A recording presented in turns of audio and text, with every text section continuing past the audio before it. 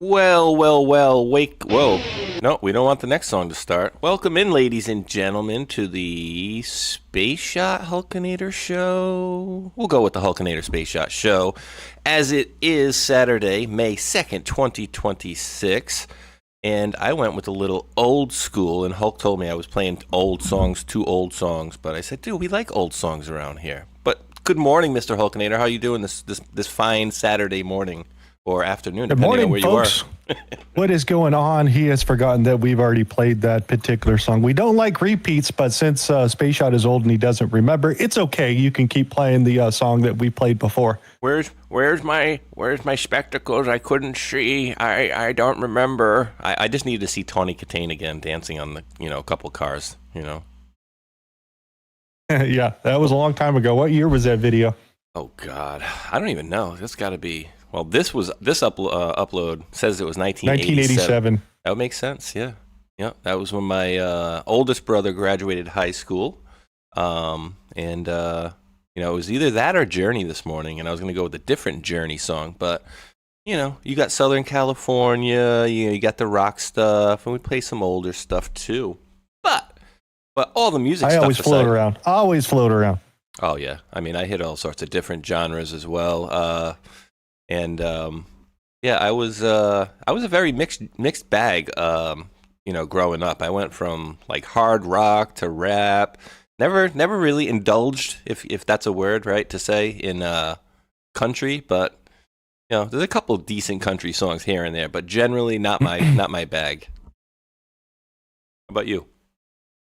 Which one? Country? I'll listen to almost anything. I don't mind country, especially going to the concerts and the girls are dressing up really nice. So yeah, I'm down for country girls. Because the girls are dressing well, and for that thing, you should have really enjoyed Tawny Katane if it's about the gals there for sure. But yeah, we got lots of fun going on here in the world, dude. Are you seeing all the wildness that's going on out there? I guarantee you didn't find half the shit that I found this morning. But go ahead. Oh. There's some interesting stuff that happened last night. Like what? Wait, tell me. I need to know. Black helicopters flying over New Orleans really low with their really expensive blades, so they're super, super quiet. The same ones they used in Venezuela? Again? That happened last night in New Orleans. No. They said it was a training exercise. No, I know. Remember we had them over, what was it, the Guatemalan Center? That would be an interesting clip to pick up, dude. I bet I could probably find one of those. That happened in Louisiana last night, and people are talking, why is it so quiet? And went and checked out. It's their super duper little bird, little helicopters, the little ones that hold like 2 people inside of it with their super expensive special blades on top of them, make them super quiet. It was weird seeing all that shit. Way quieter than the ones we saw in LA. That was one of the many stories I found this morning. Well, dude, how long ago was that one too? Because I actually want to see if we can maybe bring that one up on the fly. And if you want to drop that clip of the choppers, I got nothing on choppers. Oh no, nope. I got to save that for tomorrow, where I'm going to do my entire show tomorrow with all the stuff that I put together with the funnies and all that sort of stuff. It'll be tomorrow sometime in the morning. We'll come out and do a little coffee and chaos. Coffee and chaos. Let me see. So back then that was over LA, right? And I don't know if that's maybe we have to search for the Guatemalan Center, because that again, dude, was not. There's no way you do a training, and if they're saying that they're doing it over New Orleans or whatever, that's complete BS, right? Like, you don't do stuff like that over populations. You generally won't. You'd be doing that stuff over. Dude, it's like right over the top of the buildings. I was like, holy shit, they're low. No, I know. That's what I'm saying. But generally you wouldn't be doing that stuff. So, what's your guess on that one? I don't know yet. You'd have to find out tomorrow after 10 a.m. Wait, hold on. Is that Eastern or is that Pacific time? It's going to be Pacific. I'm never going to be Eastern time. Hold on. Guatemalan. How do you spell Guatemalan? Guatemalan Center. And you're asking the wrong person for spelling. Come on, dude. You're good. You're a good speller. Hell no. Well, welcome in, ladies and gentlemen, here. And for some reason, my content didn't want to pop up, and I knew I already had somebody to there we go, to thank really quickly because my Rumble Studio is acting really weird already today. It did it for me too. It had to even out. Was it giving you the connection problem? Yeah, it was doing that weirdy thing. Row Patriot dropped a $5 Rumble rant. Says happy Saturday, happy Saturday. But yeah, dude, there is lots of interesting things going on. Did you see what I dropped you in the bottom? This is just from this morning, very earlier. This is aside from all the stuff that I pulled aside. I'm just looking to get your YouTube one, whatever the YouTube premium thing. What is it? I'm just looking at your that one. There you go. Okay. So again, whatever this is literally just this is just add-on stuff to the show. But again, good or bad, our side or the other side, whatever the case may be, we cover this stuff. And again, I don't know. I've never seen this guy. That's why I dropped it to Hulk. I was like, you ever seen this guy? Then there's Craig Long we arrested. He's 41. Some of you may recognize him. He's an influencer. He also owns Craig Long Fitness in Tampa. He was seeking the services of a prostitute. Did I tell you that he's married? That he's got 125 followers on Instagram? 125? 568 followers on TikTok? No. Well, I'm going to give him some content for his social media today. He was a previous felon who straightened up. Really what we want to see in life. Now he's an influencer. He moves in big circles, even with the president. This is a photograph of the president and his son not long ago. Now, we like to see people who make mistakes early in life, and he had a long history straighten up. We like the fact that he likes the cops. Heck, he liked them so much, he got caught up in a sting and got to be up and real close with the cops. We asked what his attitude was. They said, he had a great attitude. He appreciates law enforcement. Well, there you go. Got arrested in the human trafficking. Influenced that for a while. So, Hulk, I don't know if he was doing a little thing there like Ilhan Omar was with like World War XI, but he's like, he's got 168 followers on Instagram. And you don't think he would be taking a picture with Trump if he had that few. So maybe he meant thousands or whatever. I don't know. But good, bad, whatever the case may be, here's where it is. Polk County News and Investigations, 266 arrests during human trafficking and child predator enforcement operation. Poke around and find out, dude. 266 folks. And again, Hulk, I don't really care, what side people are on. If you do bad things, we're going to cover it. Are you there, I agree 100%. Sounds like the guy in the beginning was hiding in plain sight. That's kind of what I got out of the whole situation. The guy that got arrested? Yeah. I mean, with pictures with the president and shit like that and trying to fit in. Yeah, it's just provide cover.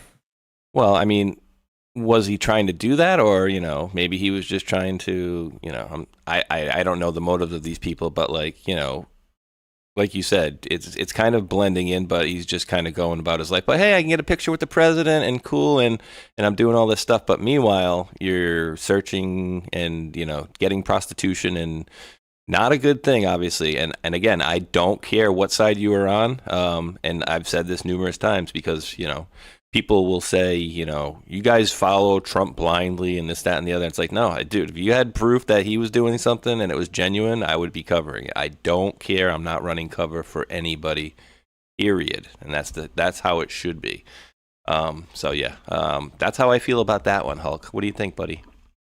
We think we need to should we just blindly cover President Trump and be like cult members? Wink, wink. No, I don't think we've ever presented that story itself. We know about issues in the Trump administration and the two sons that are making side deals and whatnot there for billion-dollar companies that they're buying into. If you haven't looked, those stories are there. But are they betting 1,000 like Nancy Pelosi out there that's doing better than a $300 million computer sitting in Wall Street trying to trade stocks? No. They're not that far. They're still independent and separated. But again, they always talk about influence and control and, those types of things. And people still think that, a orange man bad, period. When most of that story's been written back in 2016 and perpetrated, through these different administrations. So we can see how much the psyop and how easy it is to tell people a lie. But, to tell them the truth and change their mind is one of the hardest things in the world.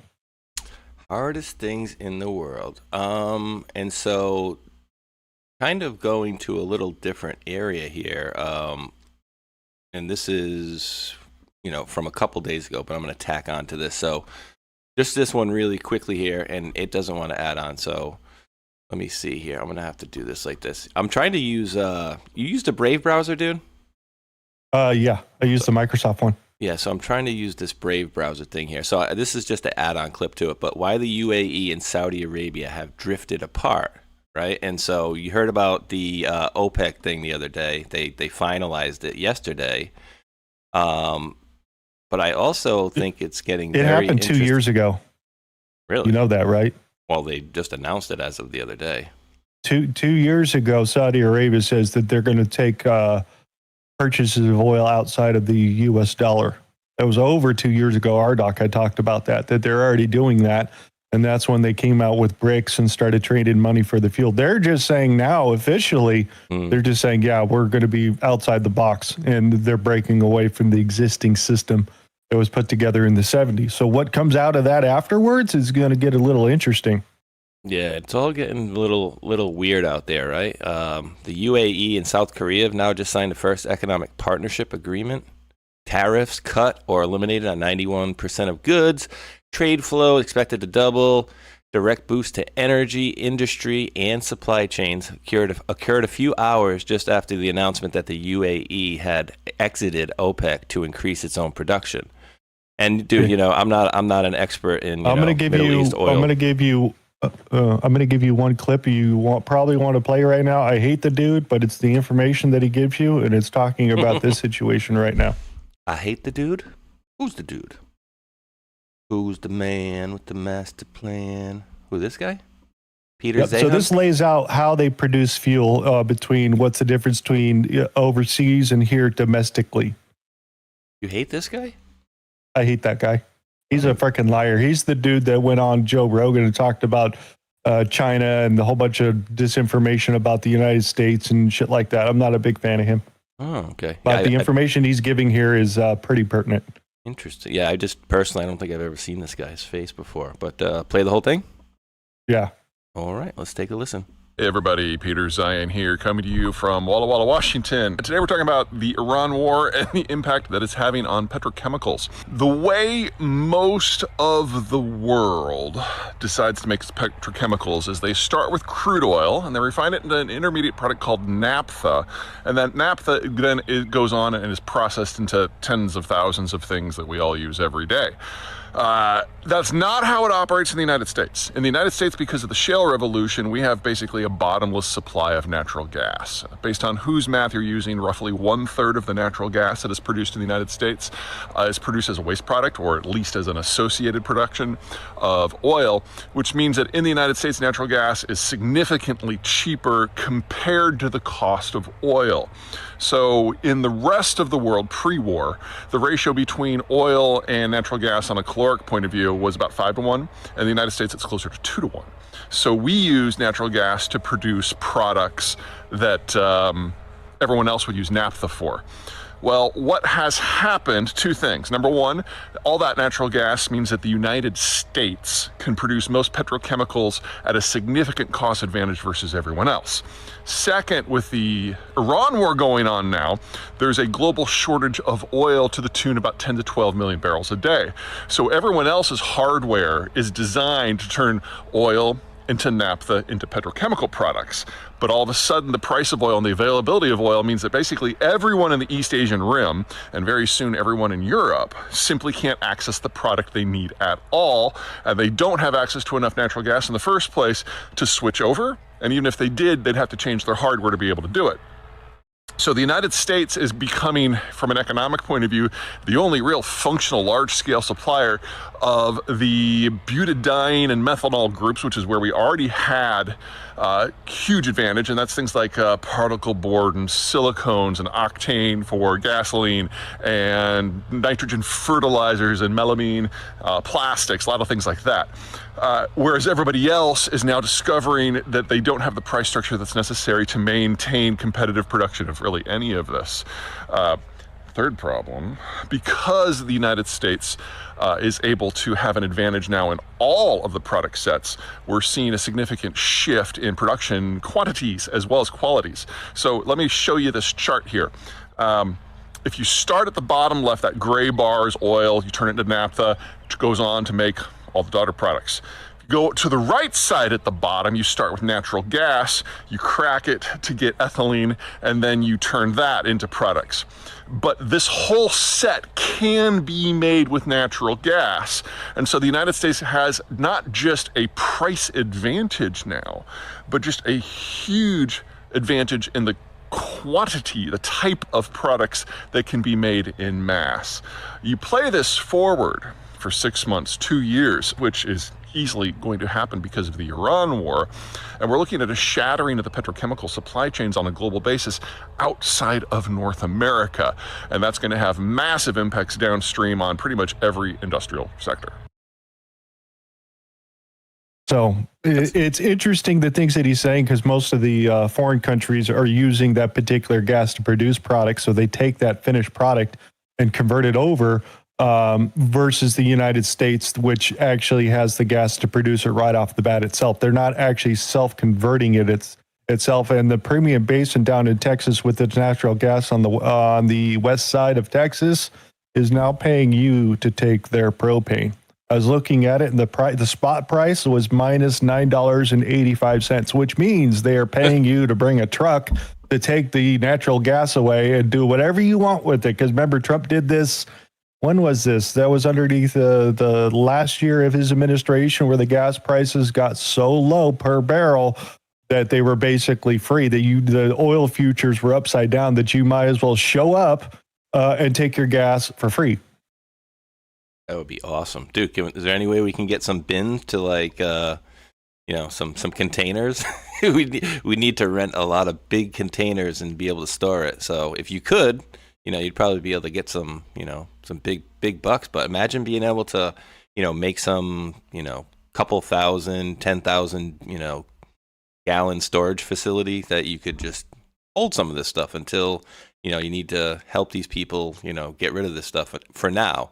You can make a lot of money later, but it would be a lot of work. But I mean, do you think that's going to be an issue going forward with, because we keep hearing about over in Iran, like, oh, they're blockade. They're not doing the blockade. They're doing the blockade. Well, if they keep doing it, they're basically have no place to put their oil and their gas.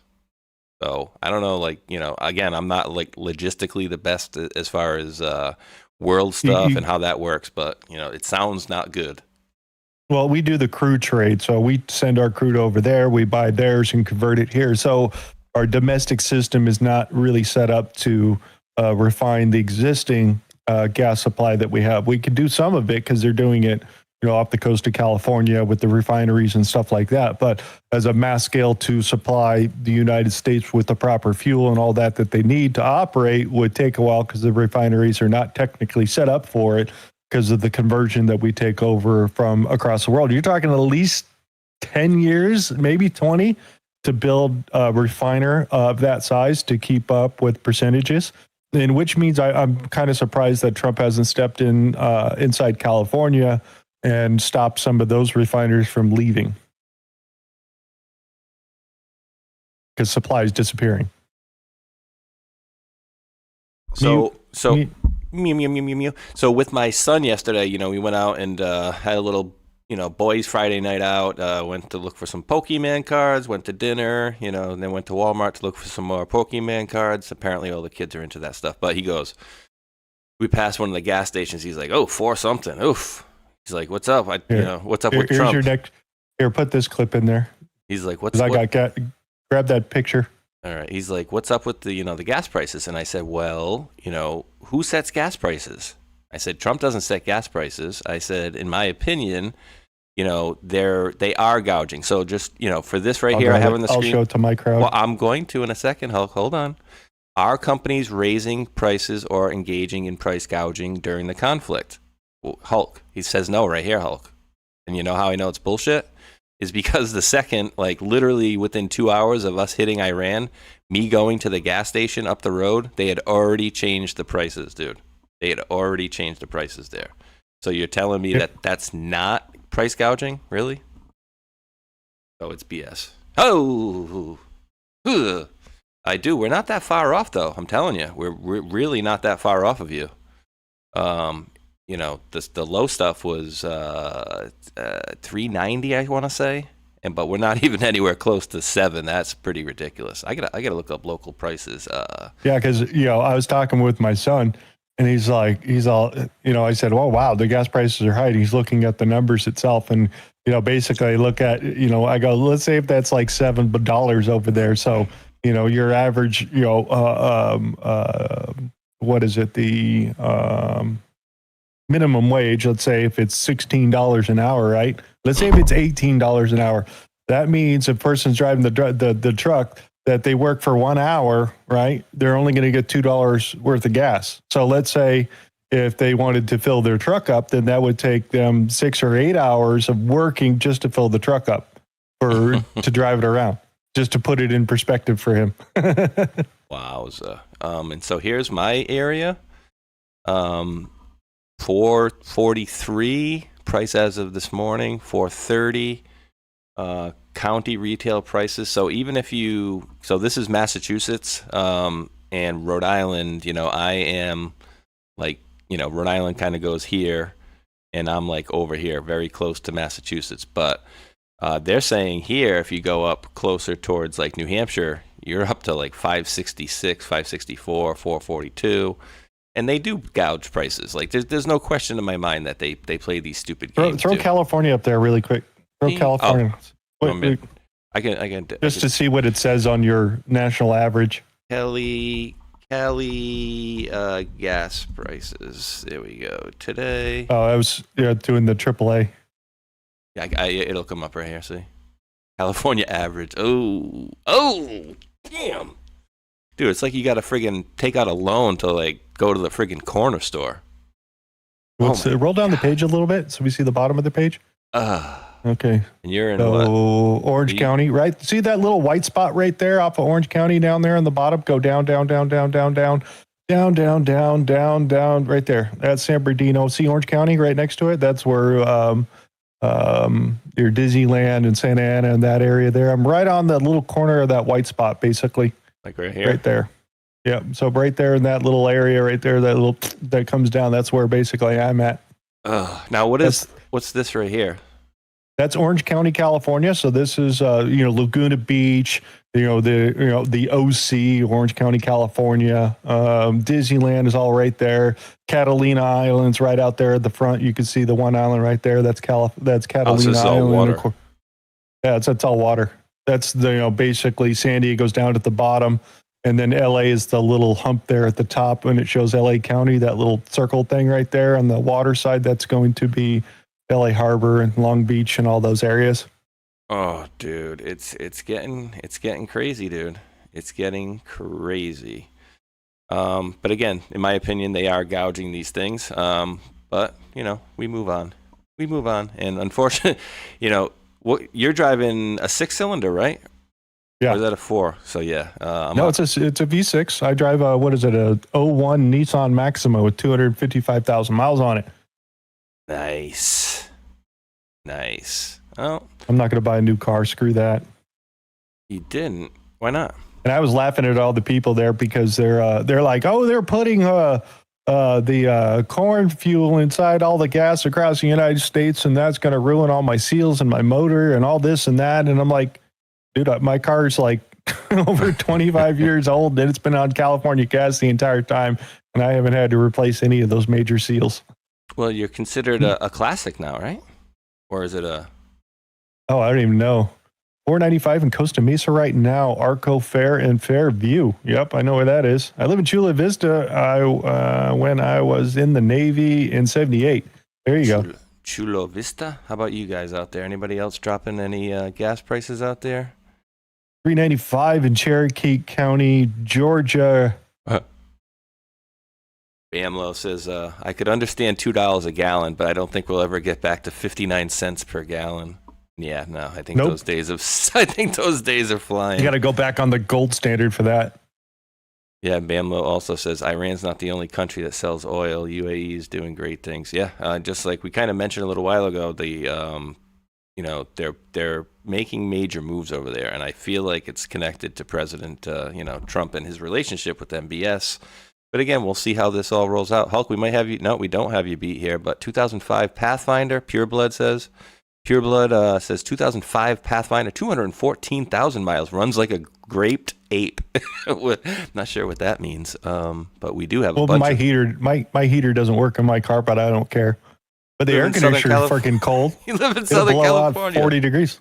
But it does get cold. I mean, I've gone out to my car. It's in the 30s. I got ice on the windshield. You think it's due, and you hit the little windshield wiper, and it's all. Oh man, that becomes a pain in the ass to drive when you don't have technically a defroster. Oh, I got one for you here, dude. This is good. How'd you like to drive this one? UFO Pirate 17 says I have an 8.1 liter in my 02 Chevy 2500. I get 7 to 9 That's miles a per gallon. 500 cubic inch motor, dude. That thing's a beast. They don't even make those anymore, dude. That was the old Cadillac motor that they put in there. 500 cubic inch, 8.1 liter is a monster. It's like illegal. It's like getting Cyrus the Great 87 says 2009 Corvette has 340,000 miles on it. Can't beat Chevy LS engines. I agree with that 100%. Nice. Admittedly, Hulk, I don't have a lot of funnies for today, so you can definitely pick us up in that manner if you need to later on. But I did see a very interesting clip, and maybe later we'll get into cars and stuff like that. But some of these cars that they got nowadays, like a new Corvette, I'm pretty sure it's a Corvette that has 600, 700, 800 horsepower or whatever, mid or rear engine, but then also has electric wheel motors in the front. In the front, yeah. Oh my God, dude, these things. That's $120,000 car plus. Yeah, it's not cheap. It's not cheap. Over 220 miles an hour on that car. You get the $75,000 version, and it goes like 180. Oh, that's it. Yep. Dude, so this is interesting. Trump wrote Speaker Johnson a letter yesterday, and it says, maybe I should just read it instead of reading their thing, because I can get through this one pretty quick. From the White House, Dear Mr. Speaker, I write to inform you of changes in the posture of the United States forces in the United States Central Command area of responsibility as part of my efforts to keep Congress fully informed consistent with the War Powers Resolution. On March 2nd, 26, I reported to the Congress that February 28th, United States forces had initiated Operation Epic Fury and began conducting precision strikes against the regime of the Islamic Republic of Iran. I ordered that operation consistent with my responsibility to protect Americans and United States interests at home and abroad, and in furtherance of United States national security and foreign policy interest. On April 7th, 26, I ordered a 2-week ceasefire. The ceasefire has been since extended. There has been no exchange of fire between the United States forces and Iran. Notice how he tailored that. The hostilities that began on February 28, 2026 have terminated. Despite the success of United States operations against the Iranian regime and continued efforts to secure a lasting peace, the threat posed by Iran to the United States and our armed forces remains significant. Accordingly, the Department of War continues to update its force posture in the AOR in select countries as necessary and appropriate to address Iranian proxy forces threats and to protect the United States and its allies and partners. These changes are more fully outlined in the classified attachment to this letter. I have and will continue to direct the United States Armed Forces consistent with my responsibilities and pursuant to my constitutional authority to conduct United States foreign relations as Commander-in-Chief and Chief Executive. As the situation evolves, I will continue to update the Congress on noteworthy changes in the United States Armed Forces presence consistent with the War Powers Resolution. I appreciate the support of Congress. Yeah, sincerely, Donald J. Trump, maybe? Looks like. Look a little squiggly there. Honorable Speaker Mike Johnson. But what do you take out of all that, dude? I find it to be very interesting. Well, it's the 60-day limit that he's got to basically notify Congress whatever they're going to do and if they're going to declare war against Iran or not, which he knows is not going to happen. But he's basically saying we're not at war. We're in a pause. We're in a temporary ceasefire and we got a blockade. So we're not actively engaged in warfare itself. So I'm just informing you guys that we're not at war, but we're at ceasefire and we're in total and full control. So thank you very much for your attention to this matter.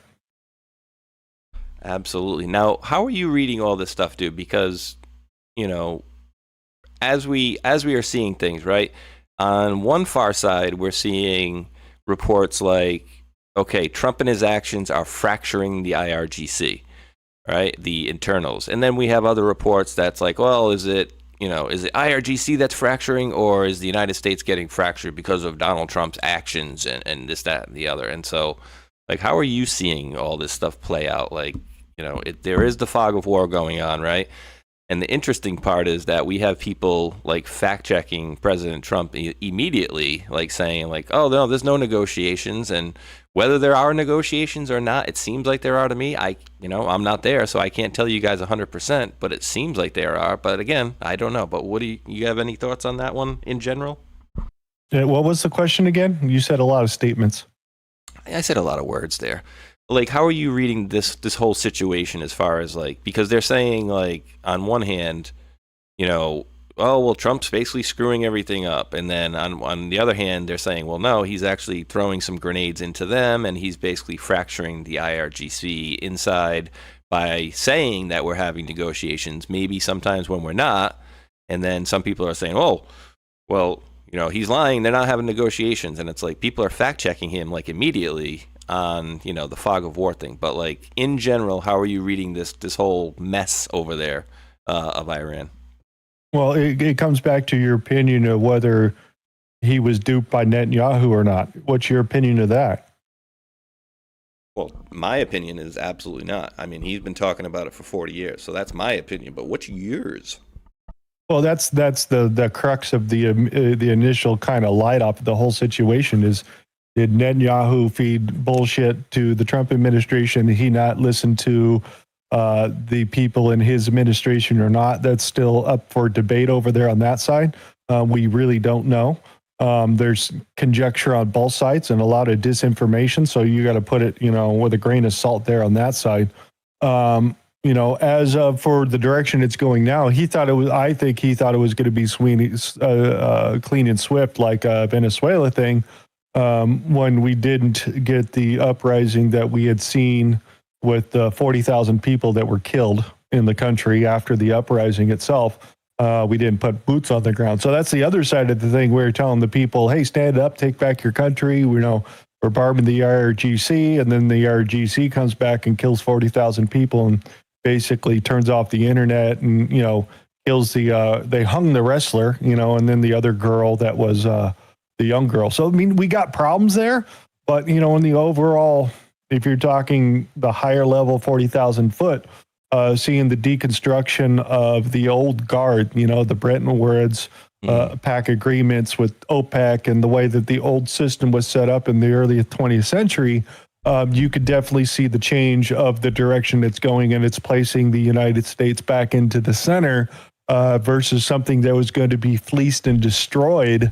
You can kind of see it still being put back together and then realigned with its original mission. Whether that could be held on to after the election itself is going to be interesting, because we always know that, you know, the other side's always going to go opposite if we don't have a strong election. That still remains to be seen, but that's kind of my opinion itself. And we're seeing that realignment of control and powers. And obviously you had the king and queen come by and they did the whole beehive thing. Which is still interesting in itself because, you know, the United States is trying to posture itself in a position of power and sphere of control. So let's see if it holds on to itself and doesn't lose its humanity. Yeah, true. I'm gonna pull up this one next. Yeah, I'll go with this one first, and then we'll hit this other one. And again, I just throwing out all the stuff that's off the top of my head, and I'm not saying any of it's true. well, no, I mean it's opinion, right? So we're taking our opinion here. So they're just kind of chit chatting here. But breaking: President Trump is now withdrawing 5,000 troops out of Germany after Chancellor Merz says we got, quote, humiliated by Iran and failed to support America. FAFO. Trump nailed it in the Oval Office on pulling out from European nations who didn't support America. Why shouldn't I?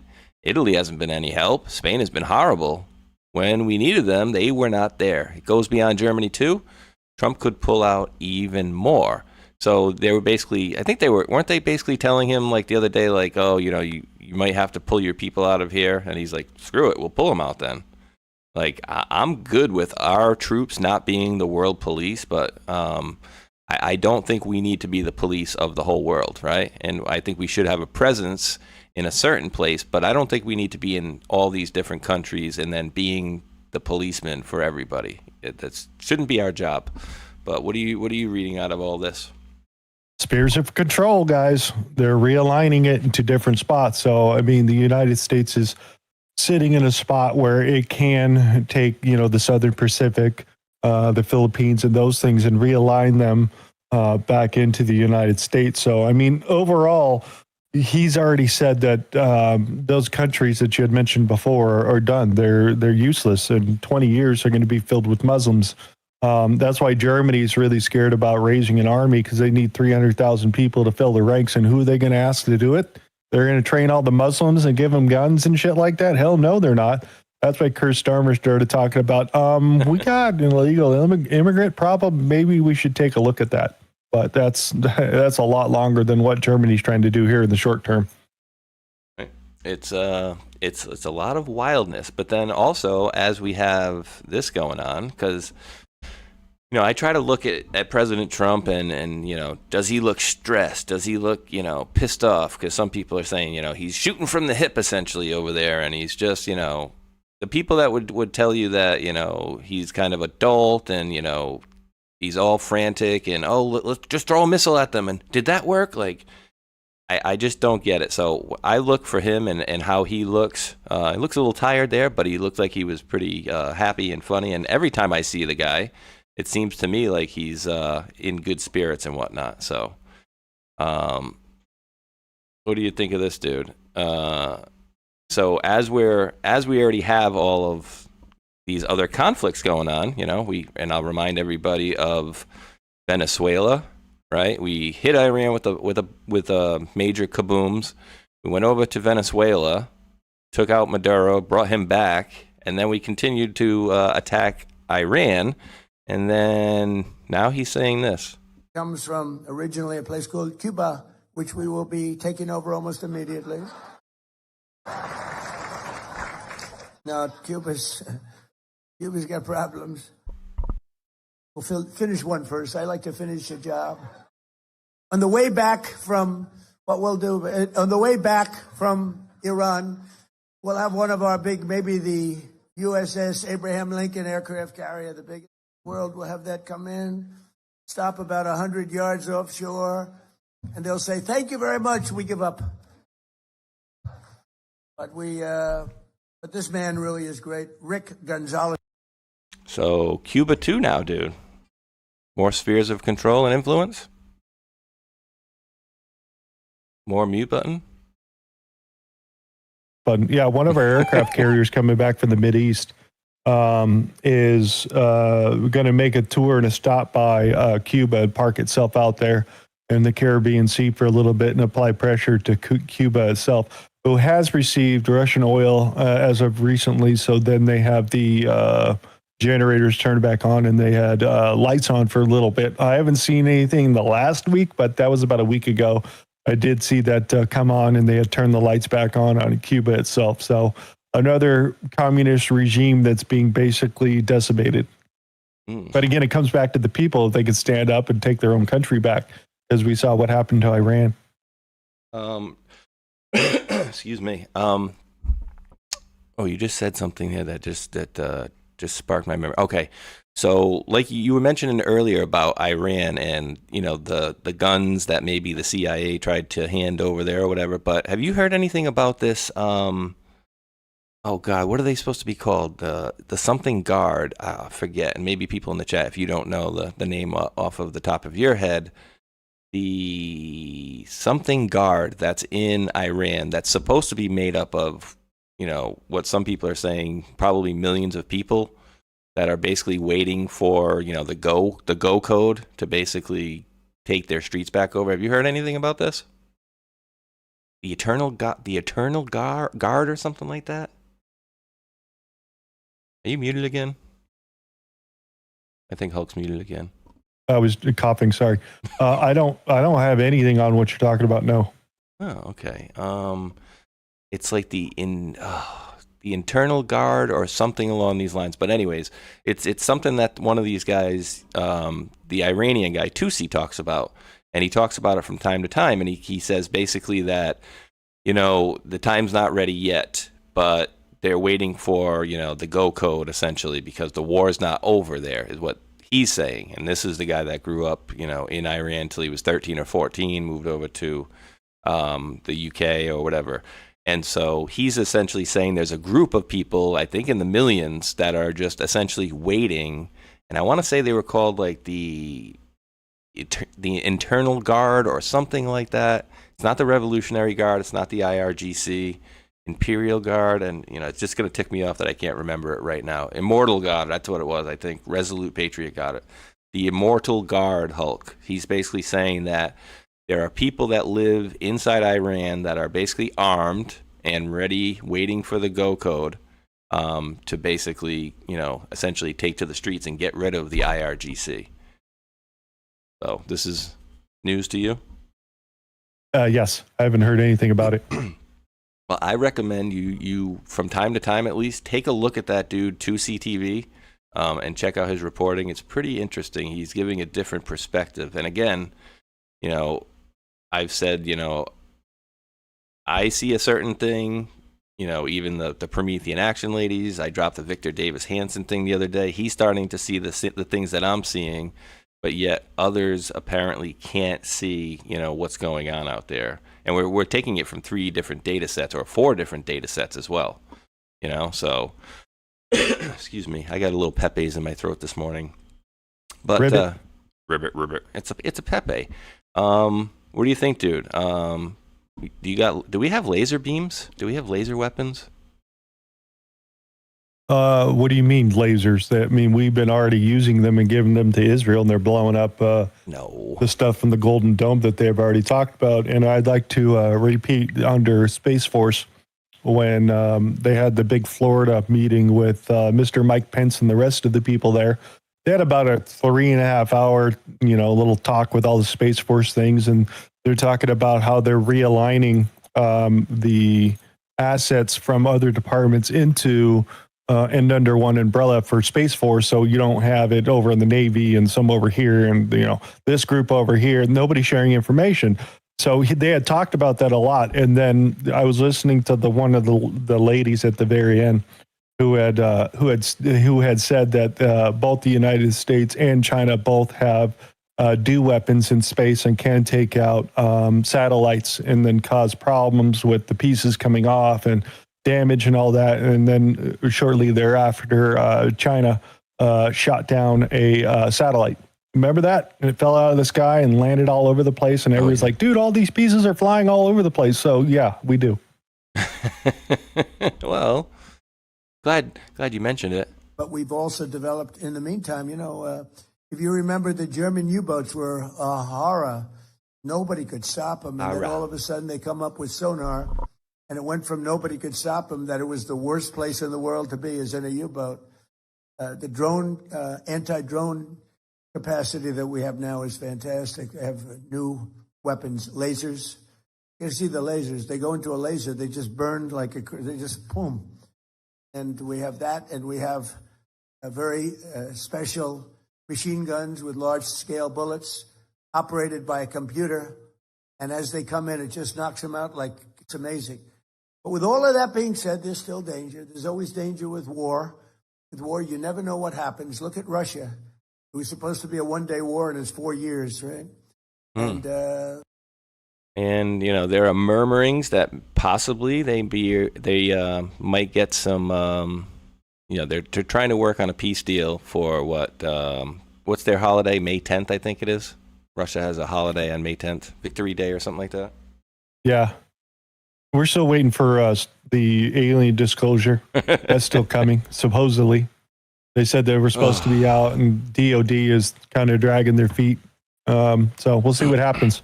I do got some stuff on one of the scientists later on. We'll get into. Let me see. I guess we'll go with. I got one of your favorite guys, but I don't think you want me to play him. I might have to play him later. You'll see. This is not him, but later on, Patrick Byrne. Not really one of my favorites either, but some very interesting stuff here, dude. So James Comey never thought this would come out, and so George Papadopoulos is reposting this out here. But take a look at this, and so thought this was interesting.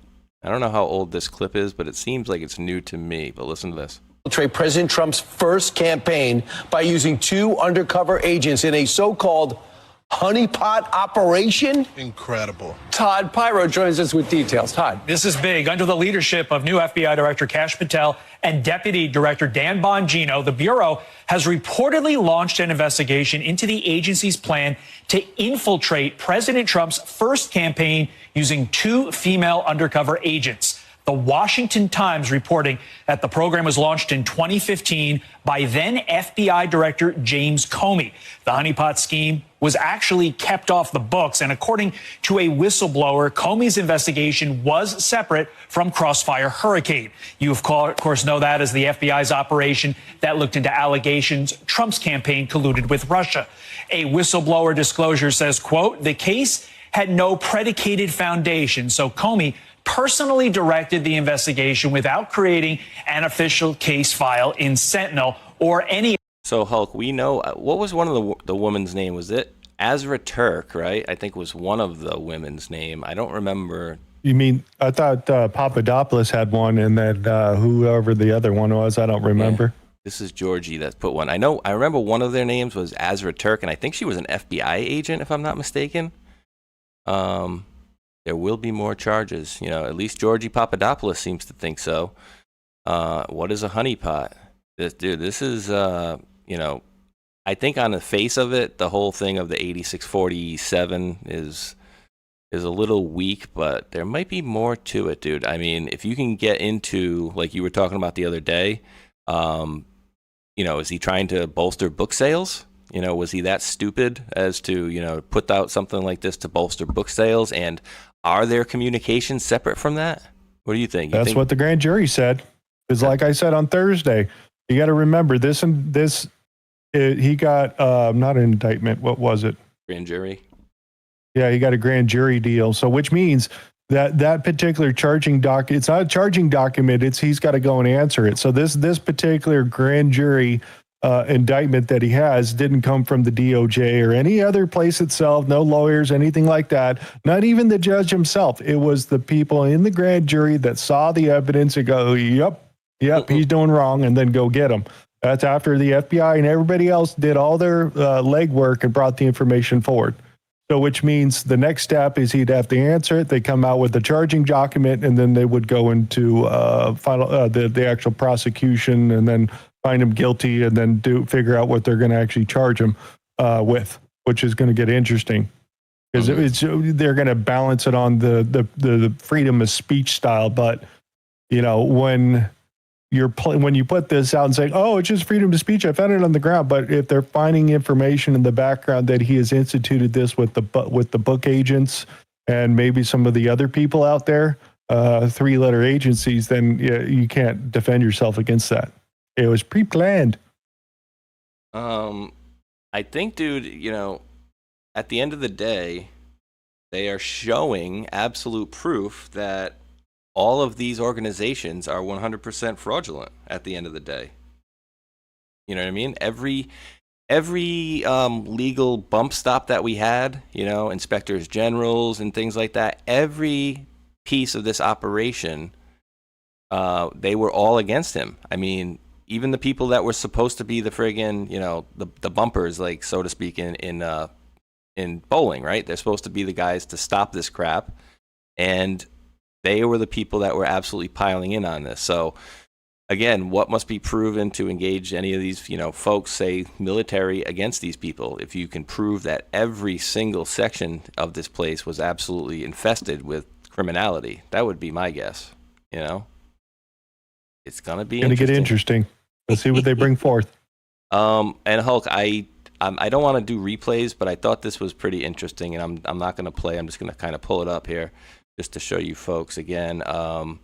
Did you see this clip from Catherine Harridge yesterday about this guy? Basically, we wondered what had happened, in Venezuela. But go ahead.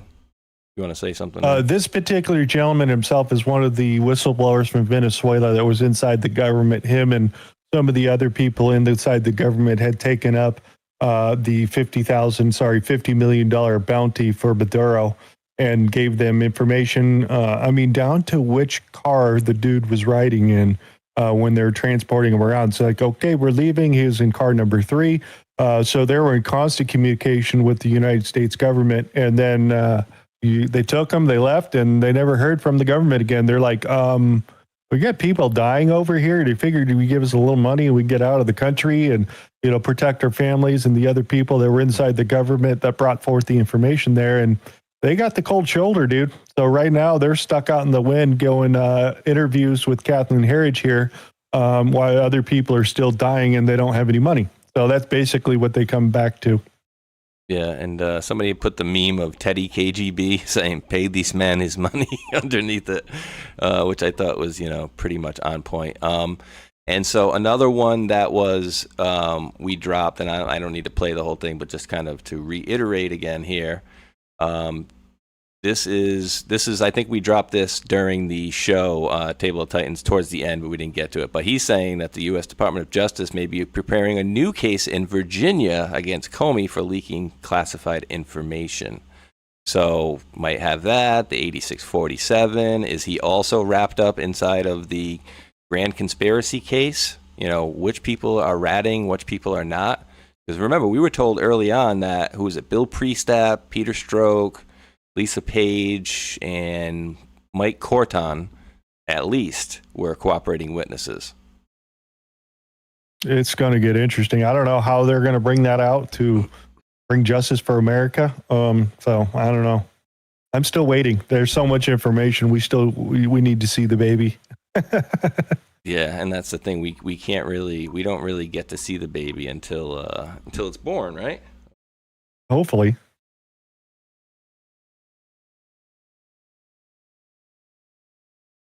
Hey, your boy, we're going to get to California in a little bit, but your boy Spencer Pratt's got some good ideas, but what do you think his chance of winning are? I think actually pretty good. I still think he's fallen higher than the billionaire dude. What's his name? Steyer. Yeah, Steyer. I'm not a big fan of him. I'm still interested to see what Sergey Brin wants to do with California here, because he's the one that's also stepped up to the plate and said that he doesn't want California to turn into another communist country. I'm not a big fan of Mr. Sergey Brin with some of the stuff that he has done, but fighting back against what the left Democratic control has done to California is going to get interesting if he's going to get involved in the Republican side. But if he jumps in and backs Steyer, that's going to be all downhill for me. It's gonna get like you said, dude. There's so much going on lately, and it's like information coming out of our ears. But Eric Daughtry here says, "Holy crap!" You always got to start with the grabber, the attention grabber. Los Angeles Democrat leaders are now moving to allow non-citizens to vote in their elections. Wait, I thought you guys already had illegals voting in your elections over there, but they're not hiding it anymore. Their reason? It happens elsewhere already, and a vast swath of LA are non-citizens. It says, quote, close to 40% of the city of Los Angeles is composed by immigrants, Not all of them are naturalized citizens that can now cast a vote. The majority, in fact, are individuals who are green card holders, refugees, DACA holders, people with temporary protected statuses. This is batshit crazy. Now, Hulk, remember when we had, was that just during G where they were cleaning up a bunch of like the vendors and stuff, and you were showing some of these San side Francisco, roads yeah. that were like really clean? Now, are those all defaulted back down to nastiness, or? Oh, yeah. A week after they left, the cops allowed them to all come back in. So they only cleaned it up so Xi Jinping could come in and do that whole technical summit with all the Facebook and Googles and all those guys. They all met together in San Francisco, which Xi did go to school in San Francisco itself. And there's pictures of him over by the Golden Gate Bridge. Really? That's interesting, huh? Gee. And again, a lot of weird stuff what we saw too, over even in China, dude. Remember that very weird in an auditorium, but Xi was right there, and I think it was the guy who was like the president before him or whatever, who was right next to him, that they like pulled out of the chair, and he kept looking at Xi like, help me, and Xi's looking at him and like shrugging his shoulders like, sorry bro, beat it. That was weird too. Like, so a lot of these things are super, super duper weird that we're seeing lately. This one, again, it's all going to come down to accountability, right? You can hire people to do certain things. I don't know if you've seen this little interview here, but I thought this is an interesting take on it. But then you need to keep people accountable even on what he's talking about here. I see many neighbors are full of trash. They also request on 311 app, and sometimes 3 months and they never show up. And this is not a lie, because they send me the request and I go and clean up. So people are tired. How do you think you can have a system that works properly and fast? So I've already created, and I have the test model on my phone. I created an app that will replace 311 that actually has accountability.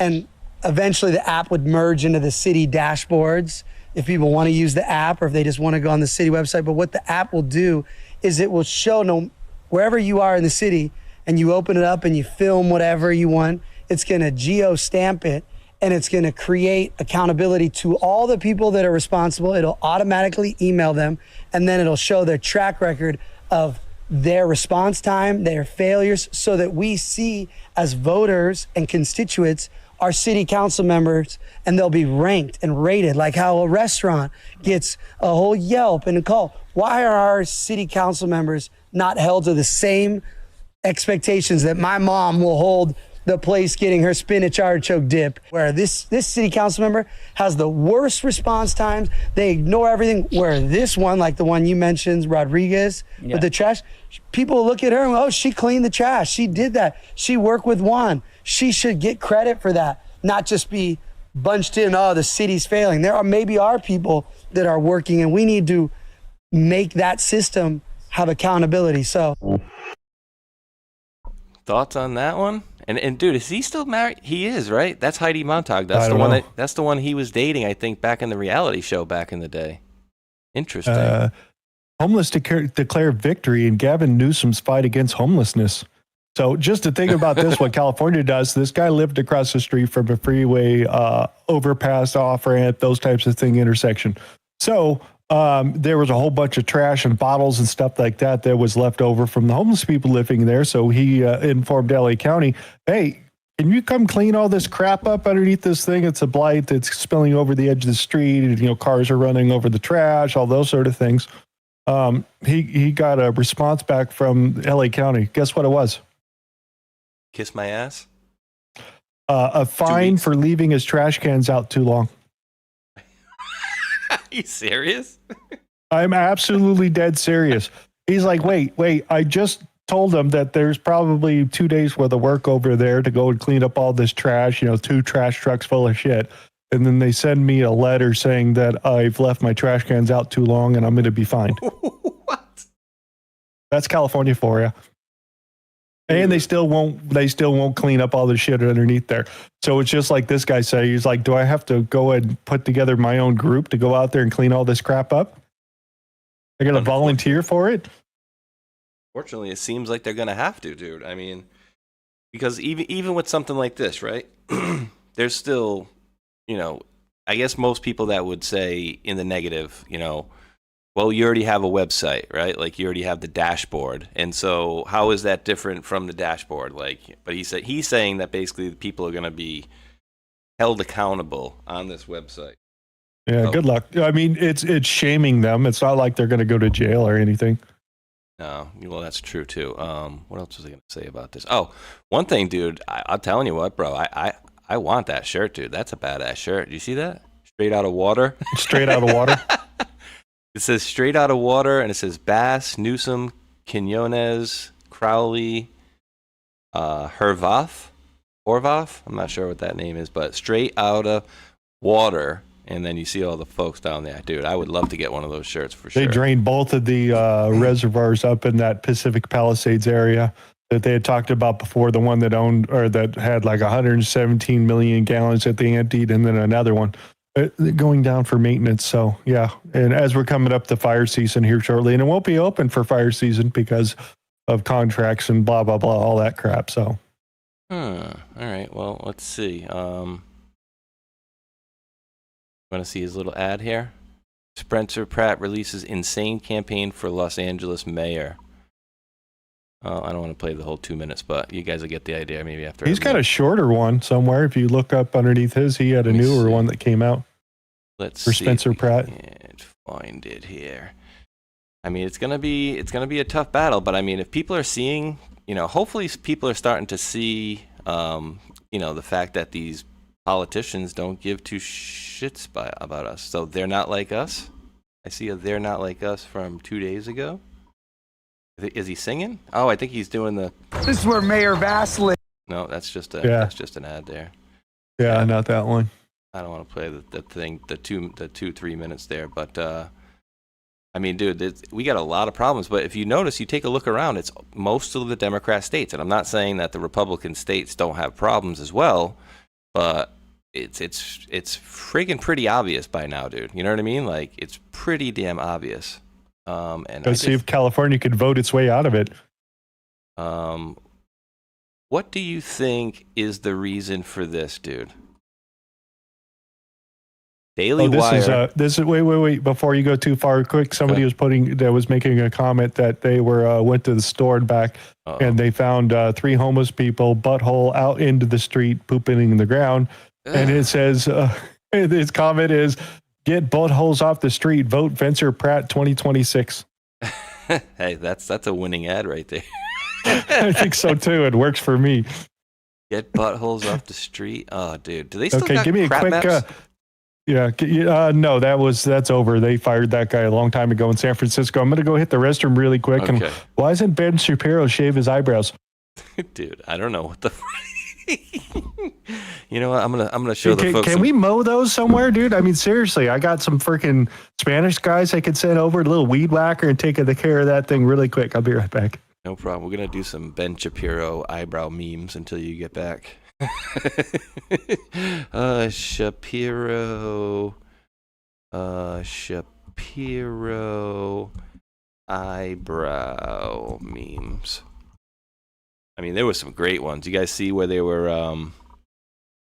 He was basically, they had like a missile from one to the other. Like one was Israel, one was Iran. There were some really good ones. Support the regime that's destroying society, not here but everywhere. All right. Come on, there's got to be some better memes here. Let's see. Ben Shapiro, I got to put in maybe? I don't think it was thinking I was thinking Josh Shapiro, was it? Ben, shave those damn eyebrows. What the F? All right, so maybe I'll have to just do a simple Google search rather than searching on paste and search. Here we go. Okay, here we go. I mean, Groucho Marx much there, guys? Let's see.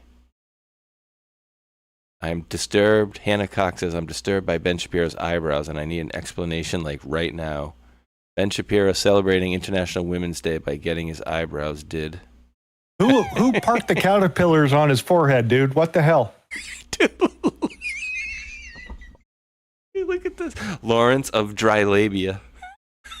Freaking kidding me, dude. Ben Shapiro watching his entire country make fun of his eyebrows. I mean, like, seriously, though, what happened? Like, I'm genuinely wondering what happened to this dude, because you don't just, he didn't have... He can take growth hormone now, so he's going to turn into a real boy. He's going to turn big boy now. But, I mean, like, right here, right? So he didn't have, like, seriously crazy thin eyebrows, and then all of a sudden, well, he needed to, put these on. But essentially, this is real right here, dude. That's not a fake thing. So, like, what the hell? He needs a hairstylist. He needs an eyebrow stylist. More than that, he needs a hairstylist. Maybe he could just comb it over or whatever. Comb over. Let's see.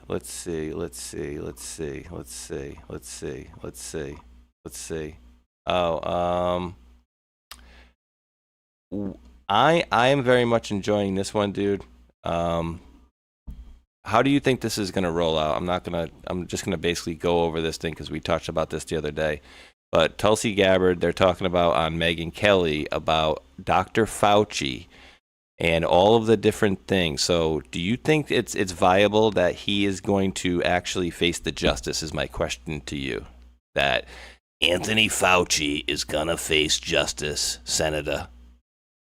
Well, I mean, it's going to be a lot more than that, in my opinion, because it has to be the institution of the NIH itself, not just one person itself that made decisions itself. It's the global conspiracy with the NIH for that, especially with the two uncharged co-conspirators themselves that were all involved in the one email there, because this all comes at a crux of an email where this person got arrested, and then the rest of these things, Peter Daszak and all these guys were all in the emails talking with each other because they got a kickback after they got the okay to start mass producing the vaccines, which the U.S. government did the first groups on those. But they got $7.5 million kickback, and then the dude that they arrested and charged is caught in an email saying that you guys got a large kickback. I'd like to get some. How about 1.5 million for me? In an email on government systems. So they thought that they were never, ever, ever going to get caught. And it's exhibited by some of the emails that we were showing the other day, talking about, like, hey, Anthony's smarter than to have people email him on there. And again, you don't do things like that, right? Unless you're trying to hide things, right? You don't try to hide things that are not, if it's not a crime, why would you try to hide it and subvert and go around it like this? So, and this comes back around to China, the election, fake ballots, the Wuhan lab that was out there, the people that were in the NIH that was going over there to add the gain of function to the system itself. How far down the rabbit hole are we going to go? Are we going to start calling out all our other nations? Because it did show up in the Pennsylvania issue with the UPS truck driver that those particular ballots were not correctly printed. And then that's where they're kind of leaning towards that those ballots were printed in another country, possibly China.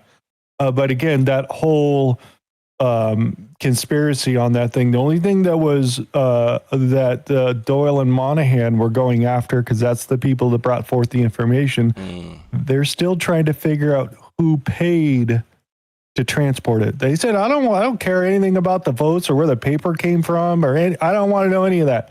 Who paid to transport the UPS truck? That's what we want to know. Wait, which remember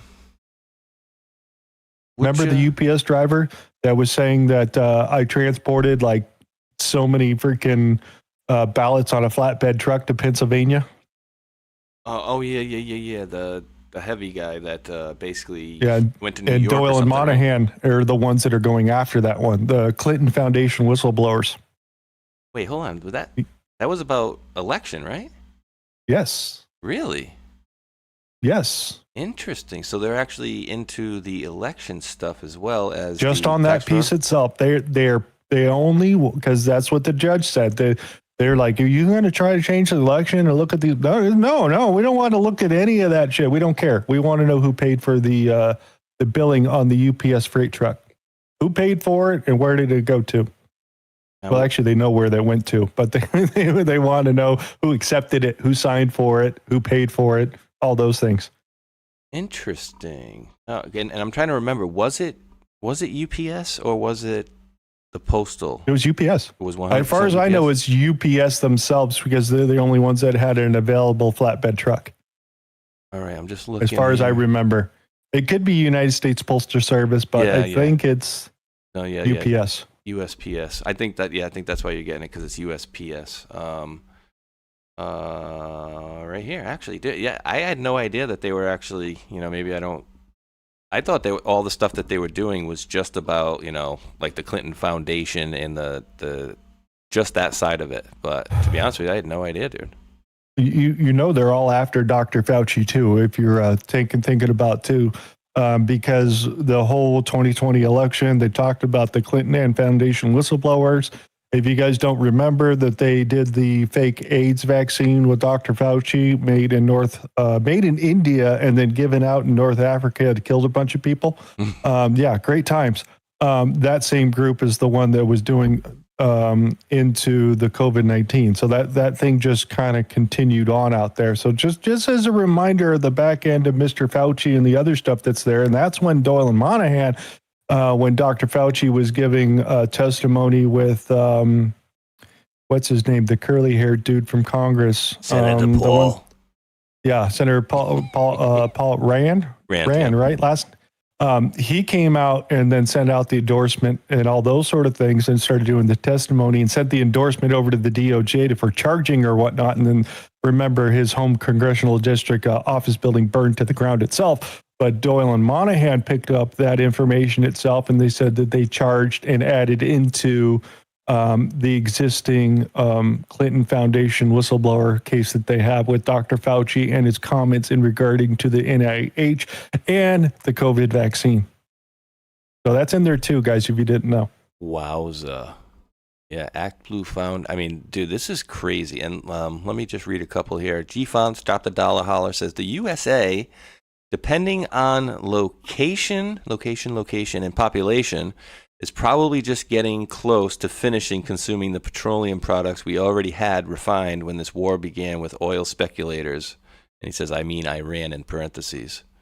Right? And just like I said, literally within 2 or 3 hours of us hitting Iran for the first time, this time, I went to the corner store and got, gas, and I'm like, wait, it was like $2.99 yesterday, and now it was like $3.50 already.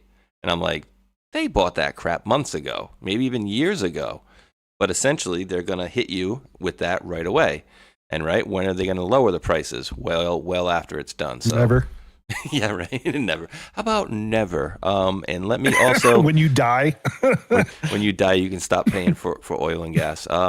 Dave, thanks, News Treason Brother, gifted out 5 subscriptions to the channel over here, which we greatly appreciate. Hip, hip, hooray.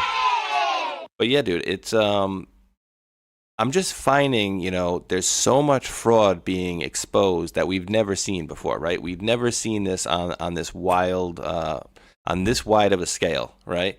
And we're seeing it in many different areas. Wait. Oh, go ahead. Rephrase that. Well, I think we've seen fraud over our lives at this side. The thing we haven't seen is justice served for the fraud. Because we can go back and talk about all the things that Obama did and, back to Nixon and Watergate and all those things. But has the real people ever been punished? I don't think so. We haven't seen that yet. That's my opinion. Well, on the same, to that point, we haven't had this level of exposure of fraud either, right? Like, while we knew what they were doing, and a lot of us did know, some of the fraud that Obama was doing with Obamacare and blah, blah, blah, blah, blah. But that was not out there as widely, as it is now, because we're seeing it in so many different, fields, essentially. Different types of businesses, different, like, everywhere. You got hospices for one, and like actually I got one of these here for your buddy Nick Shirley. But Nick Shirley wasn't even the first guy to do that stuff over in Minnesota. There was another guy that was doing it like 10 years before him. But again, it all comes down to the right timing for certain things. And for years we have not seen. So I guess what I'm saying is it comes down to us as a society to be more outraged about this, and we need to get louder about being outraged because, unfortunately, while we have a pretty great community here, when you go into the greater community of like, all right, I'm going to go up to the store here, and you say, if you were to ask, I bet you if you were to ask 50 people, had they ever heard about, like, say, Q, you may have 5 people. I maybe heard something about it. Okay, whatever. How about all this fraud? Historically, people have not seen this stuff, but now it's coming out of your ears everywhere, like literally everywhere.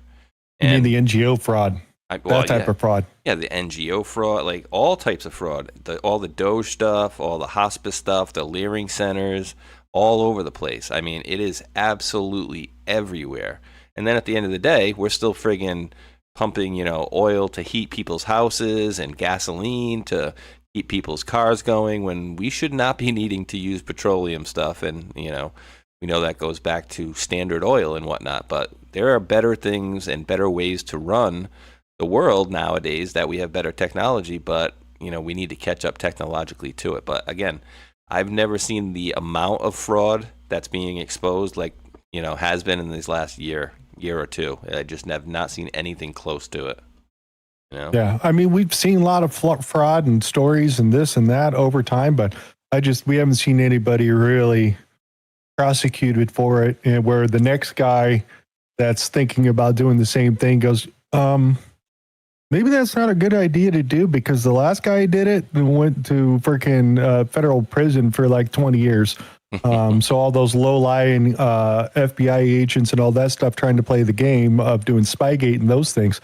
That's the thing that we need to correct there on a daily basis. And I think Dan Bongino and Kash Patel have set up that direction kind of at the end of the show at the Table of Titans on some of the things that he has talked about because, he says he's scared, but I know what I did and what I set up and what is coming, including some of the stories you're starting to see come out now about the arrest itself. So if that holds true, that, maybe the Pam Bondis, the Dan Bonginos of the group were the Scaramucci model. Get in there, realign the departments into the true mission, because I thought it was absolutely crazy listening to the Dan Bongino interview where he's talking with Hannity, and thank God Hannity shut the F up and kept quiet so he allowed the other guests to talk and not just ramble on.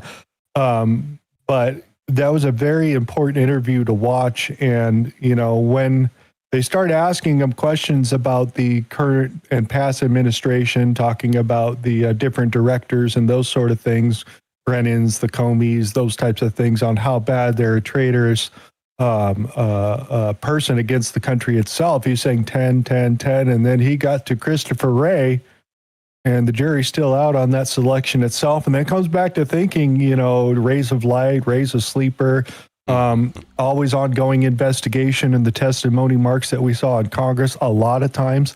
So that comes back to think about, okay, what really were they doing there? What was going on? Could possibly he be the one that was holding off all that information and throw it inside that special closet and had also access to the special offsite computer system that's not really in the FOIA system, but they kind of hide their stuff there? Those are interesting things to think about with the comments that Dan Bongino has said recently about what's about to come. But I think America is about to have a learning lesson. I do too, dude. And, this is the clip I think you played the other day or showed. So wait, before you get there, but this is also my opinion itself as why I don't condemn Trump at all. Even though there's some things that he is doing that I don't like. Okay, I get it. No president's going to do everything 100% the way you like it. You got questions. I'm not in the room. I don't get to hear 100% of the conversation. So I got to trust the dude that we actually voted for. So I don't make any of these determinations now. I'll wait to the end of the season, the end of the election deal, closer to when we're going to get to 2026 or 2028. If we're still stuck in the same quagmire, we're still playing the same games, then we were right. Deep state is like Mount Everest. You're never going to take it out. Nothing's going to change, and the same repeat is going to happen for the next 20 years. Or he's going to come and show justice to America, and we're going to change the direction of America. I'm okay with either decision because we were right either way. Either it can't be changed or it can be changed, but I'm not going to be surprised either way it lands. Yeah, and again, I think a lot of it comes down to us being louder and being more, again, the whole thing about they cannot walk down the street, right? It's not about being violent or whatever, but I think we need to get back to having better traditional values that our country's been missing for many years, right? And it just turned into this fraud corporation, which is exactly what it is. It's a fraudulent corporation that should be, a wonderful country, which we are as well. But we need to get rid of that corporation deal because that's what it's all about. And I truly believe that that's what Prince Charles, I failed. I don't want to call him, let's just say Charlie or Chuck that joined us the other day with the bees and stuff. Again, just weirdness, we've not seen in since, what was it? Queen Elizabeth was here in 91. So that was interesting. Let's just say the pavement has been laid, right? And if this isn't the time that they get it done, then like I've told people, I feel like Hulk that if the plan, so to speak, isn't going to plan, right? I've been telling folks like there's tens of millions of us out there, and so should things not go to plan as we see fit, I think you're going to see some changes one way or the other. Is the nicest way I could say that. I guess is the way I could put it. There have been a lot of people that have been waiting for a lot of this change, and some of us for 8 years, and then some of us for probably 20, 30, 40 years. Some of those people that have been since JFK. Yeah, seeing it since JFK and stuff like that. So as we are now, I would say that there's, they were tracking during the drops, tens of millions of people. I think even more than that. But, there are people, regular everyday people like me and you, right? And then we have also first responders, police, military, X of all of those as well. Many people in all of these genres that are wanting and waiting to see some change. And I feel like if that change doesn't come, it's going to come, the hard way, so to speak, right? It is our duty, it is our right to do such. If you catch what I'm drifting, brother. Yeah, it's kind of what's that famous comment? Here's your republic. Hopefully you can keep it, or something from Ben Franklin. Yeah. If you can keep it. Yeah, no, they did their best to kick our asses. And again, how funny is that to see Charlie come help us celebrate escaping from his country? I just think it's so wild. Like, thanks for coming to, see us. So this came out on the 30th. Breaking: all felony charges against Adams Township Clerk Stephanie Scott and attorney Stephanie Lambert have been dropped. Now the malicious prosecution by Michigan Attorney General Dana Nessel at the behest of Jocelyn "We Will Come For You" Benson needs to be addressed. The resource drain, time away from family, money on Stephanie and Stephanie needs to be addressed. Nessel, Brader, Benson need to be held accountable. And so this is the part. Is this the election issue that they were challenging? Yeah. Yeah. This is the part I was talking about. I'm not the biggest fan of, but there is some interesting stuff in here. So I feel like I got to play like at least a minute of this. Not my favorite guy in the world, but again, certain people like him. So we'll see. Huge development in Michigan. Huge breakthrough. The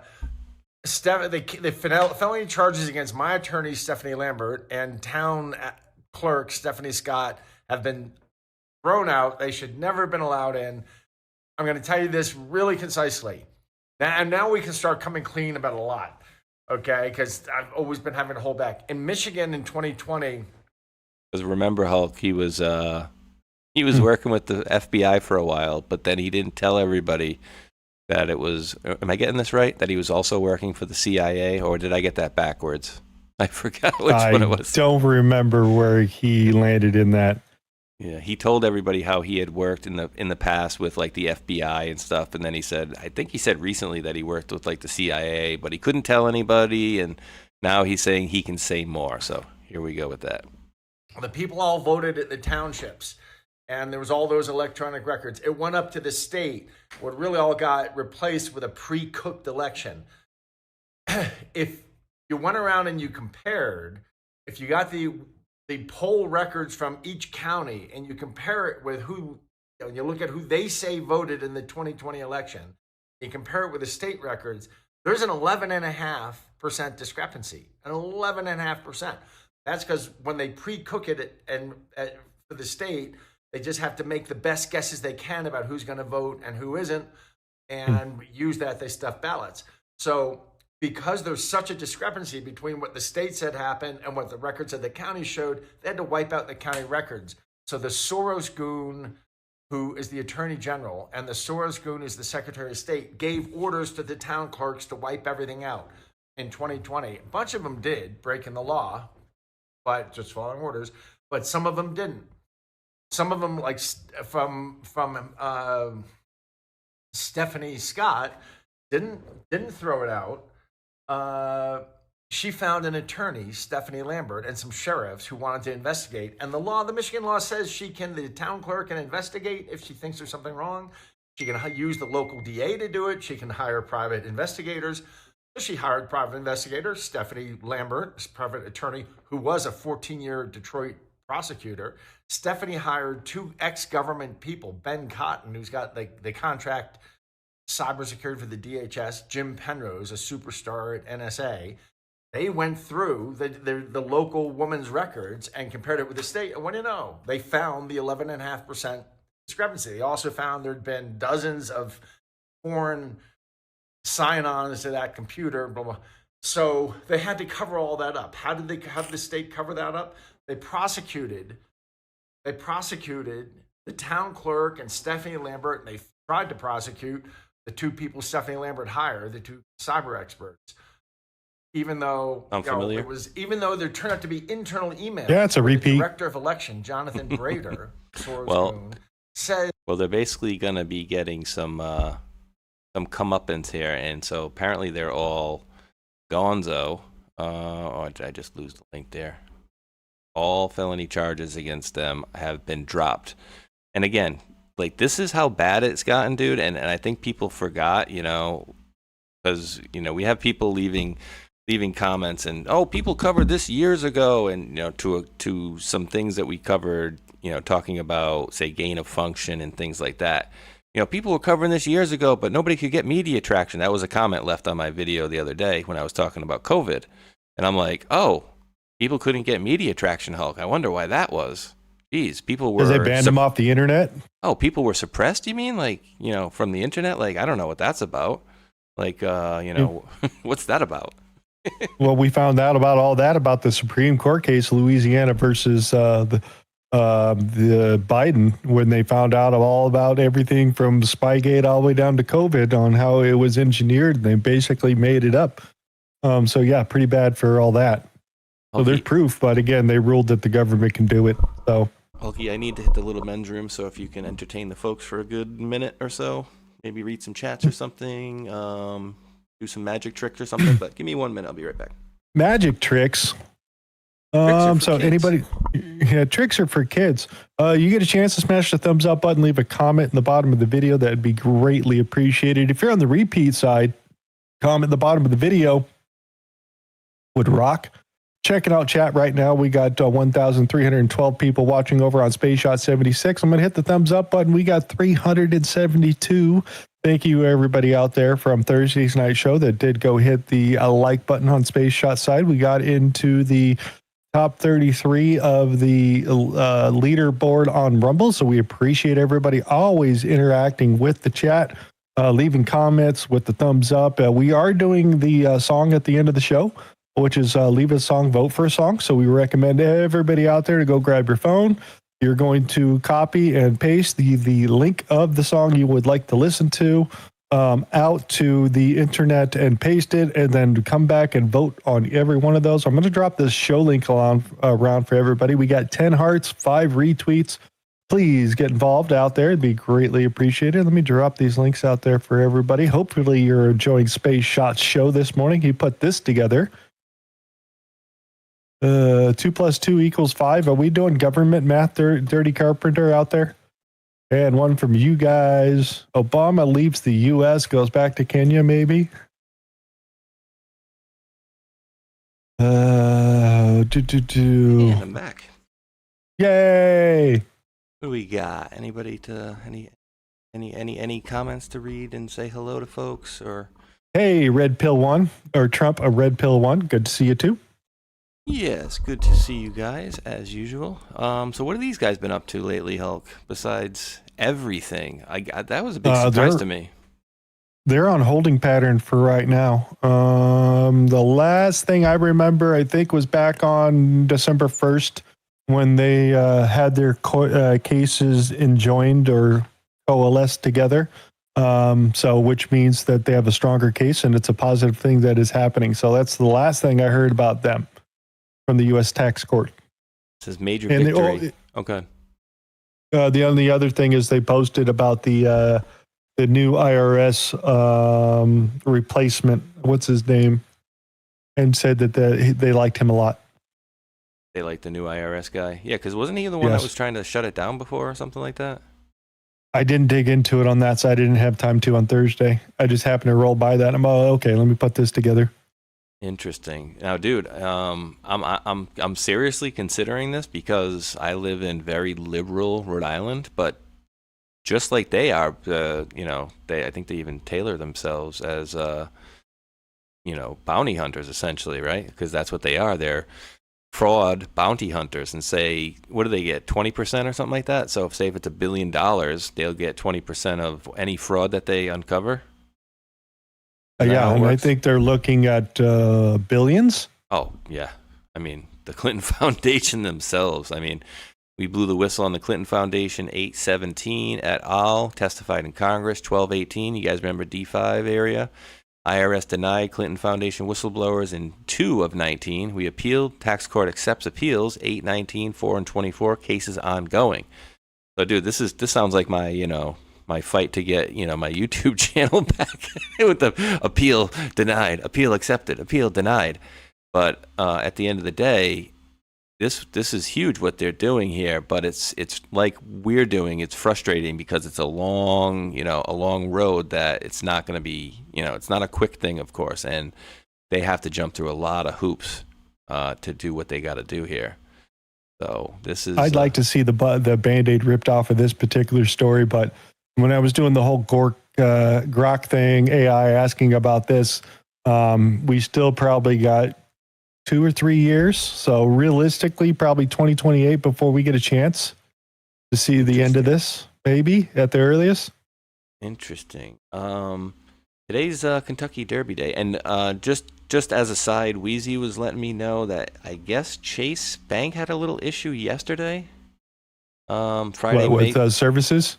Yeah, Friday, May 1st, 26, Chase Bank experienced a significant technical outage affecting thousands of users in the United States. So, not a crap load, but about 4,000 people. So, I don't know if that's hack or if that's just regular, regular BS. That's, regular stuff that they couldn't fix or whatever. But that's not a huge outage anyway, so to speak. Not that bad. Not that bad. Hulky, did you want to do a quick commercial? Let's shake the handle over there, see what it's going to give us on the magic carpet ride. Let me see, and then we can maybe have some folks go over to Hulk's side. I got a $6 Chicago steak company. $6 Chicago steak. They're so juicy, aren't they? Let's see. Let me refresh the whole page just to see what it comes up with. 16-week fall of Minneapolis, 1775 coffee, Chicago steak. Yeah, I got the fall of Minneapolis too. You want to do that? All right, let's do that. That's apparently Alpha News. Interesting. So, like we were noticing the other day, that certain channels are now promoting commercials on Rumble. All right, so I'm clicking fall of Minneapolis. Yeah, hit it button. Clicking. And clicking. Commercial! Break for 30 seconds. All right, everybody. quick word about one of the most important documentaries you'll watch this year. It's called The Fall of Minneapolis, produced by Alpha News and award-winning journalist Liz Collin. Film blows off the lid of what really happened with George Floyd, the trial, the media lies, the police body cam footage they never showed you, and how an innocent city was burned while good cops were thrown under the bus.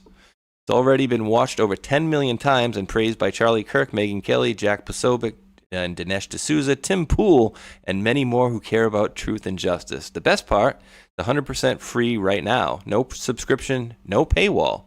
Go watch The Fall of Minneapolis today at thefallofminneapolis.com or just search for it on Rumble. And if this film opens your eyes like it has for millions of others, please consider a 100% tax-deductible donation at alphanews.org so they can wake up even more Americans. You deserve the real story. Watch it tonight. Interesting. Commercial! Break for 30 seconds. Interesting, Hulk. Very interesting stuff there. And there was another one, too, for somebody else doing an Epstein video, I guess, as well. Really? But yeah, dude, I mean,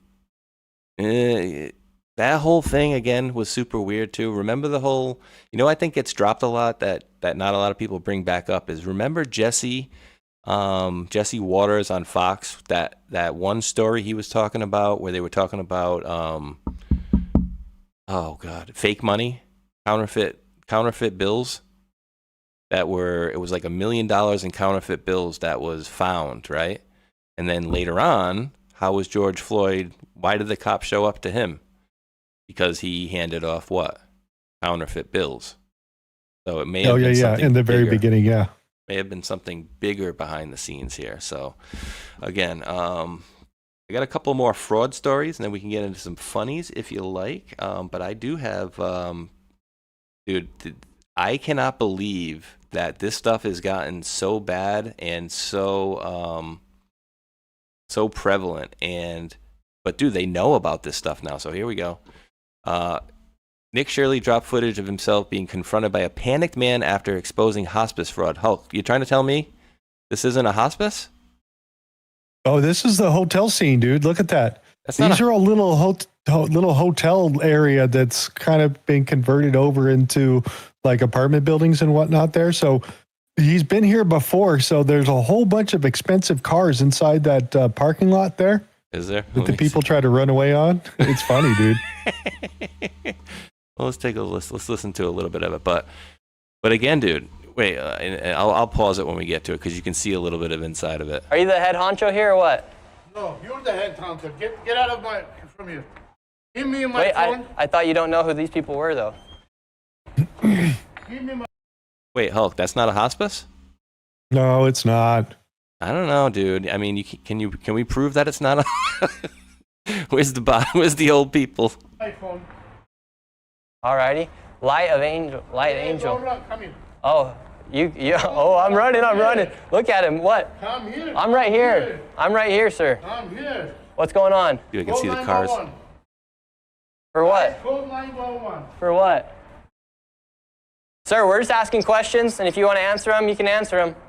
Call 911. We're just looking for guardian of angels. Hospice. 911. You're an American citizen. Look, we're looking for guardian of angels.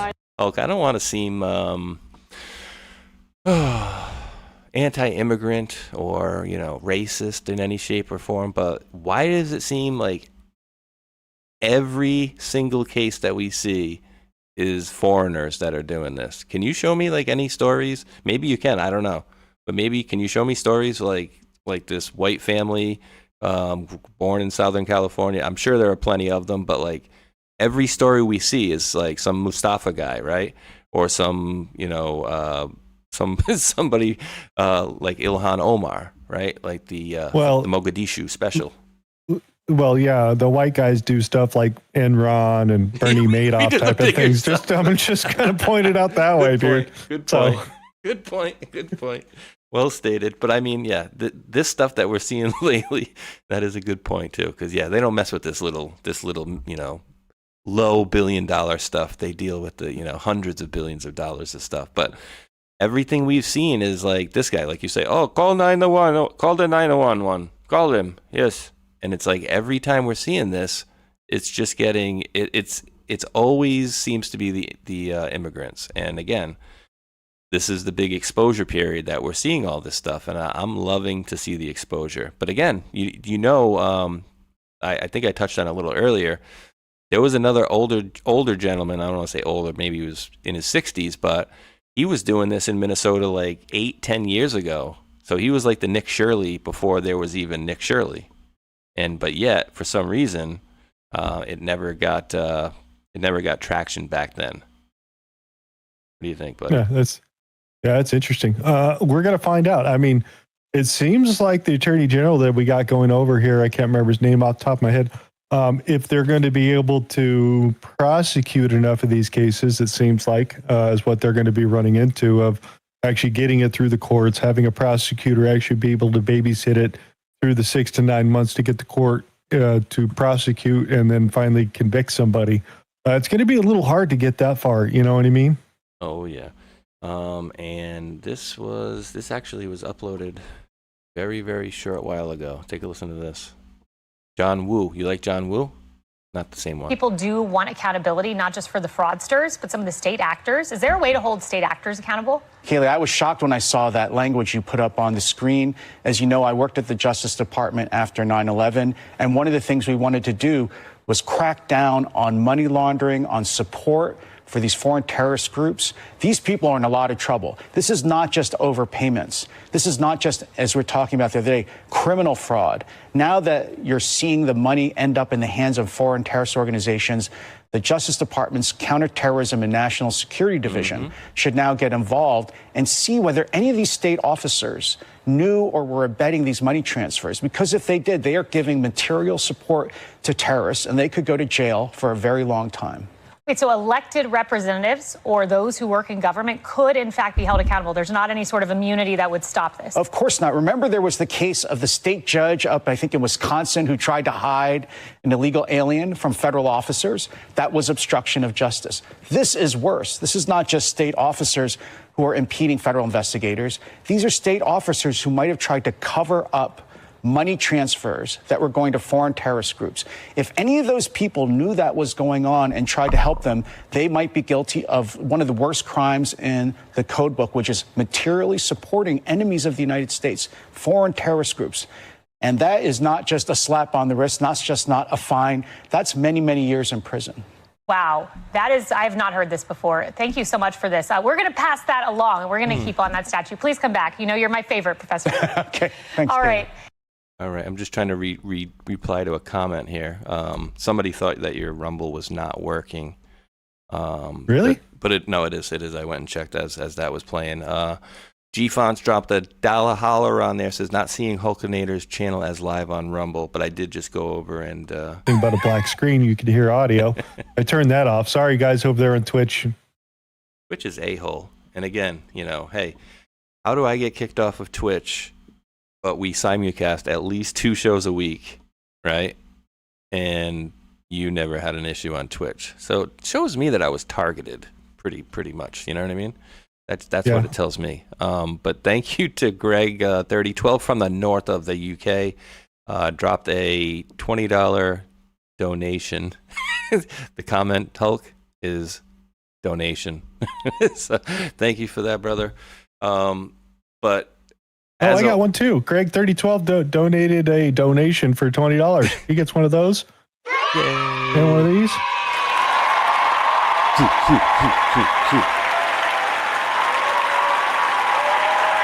Thank you, Greg. All right, that's all you get. Woo, woo, woo. But yeah, so we hear about this fraud, right? And we talk about the fraud, and by most people think quick 30. I'll be right back. Take your time, bud. Look at this. X Money. Ludnick is a corrupt snake in Papi Trumpo's ear. Oh, Lutnick. Lugnut. I agree. I don't like Lugnut. I don't like Jared Kushner. There's a few folks, but again, I think some of these things that Trump is doing, I don't think he could have done as effectively had he not gotten some of the most odd help that he's gotten over these last many years, if you catch what I'm saying. Right? You have to make it look like you're all in with some of these folks, you know? And I don't think he could have completed some of the things he did had he not gotten the help from some of these countries. And you know, I'm going to say Israel is one of them, right? And then is there going to be a separation of them from their deep state later? Is BB even alive? Are they still putting out, you know, AI videos? I stopped after the hand one.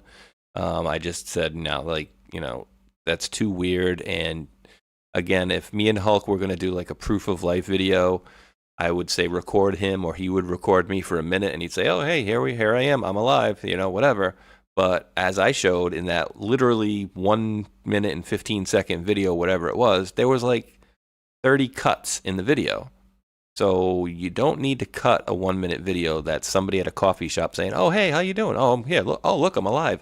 Look, I'm waving my hand. See this? There's no need to cut it even once or twice. Certainly not 20 or 30 times. Go grab this video that I just dropped for you because you're talking about AI, and play that. AI, and dude, when it comes to funnies, I got one that might even scare you. You might start shooting at the screen. Did you put it in? Okay, hold on. Very bottom one first. Okay, Jenny. Oh, this is cool. I like this stuff. Looks like what do you call it? Oh God, no! This is what I was talking about, bro. Dude, play the audio, dude. Go back to the beginning. Oh, I'm gonna. This is what I was talking about. So all of you folks out there, any of you guys that subscribe to like OnlyFans and you like the pretty model, you might be. Oh God. Ich weiß, die sehen täuschend echt aus, vor allem für die ältere Generation. Aber ich bin nur ein Prompt, der beliebig geändert werden kann. Egal ob beim Autofahren oder im Badezimmer, alles fake. Ich kann mich manipulieren, wie ich will, und du bekommst es nicht mal mit. Wirklich niemand kann mehr zwischen KI und Realität unterscheiden.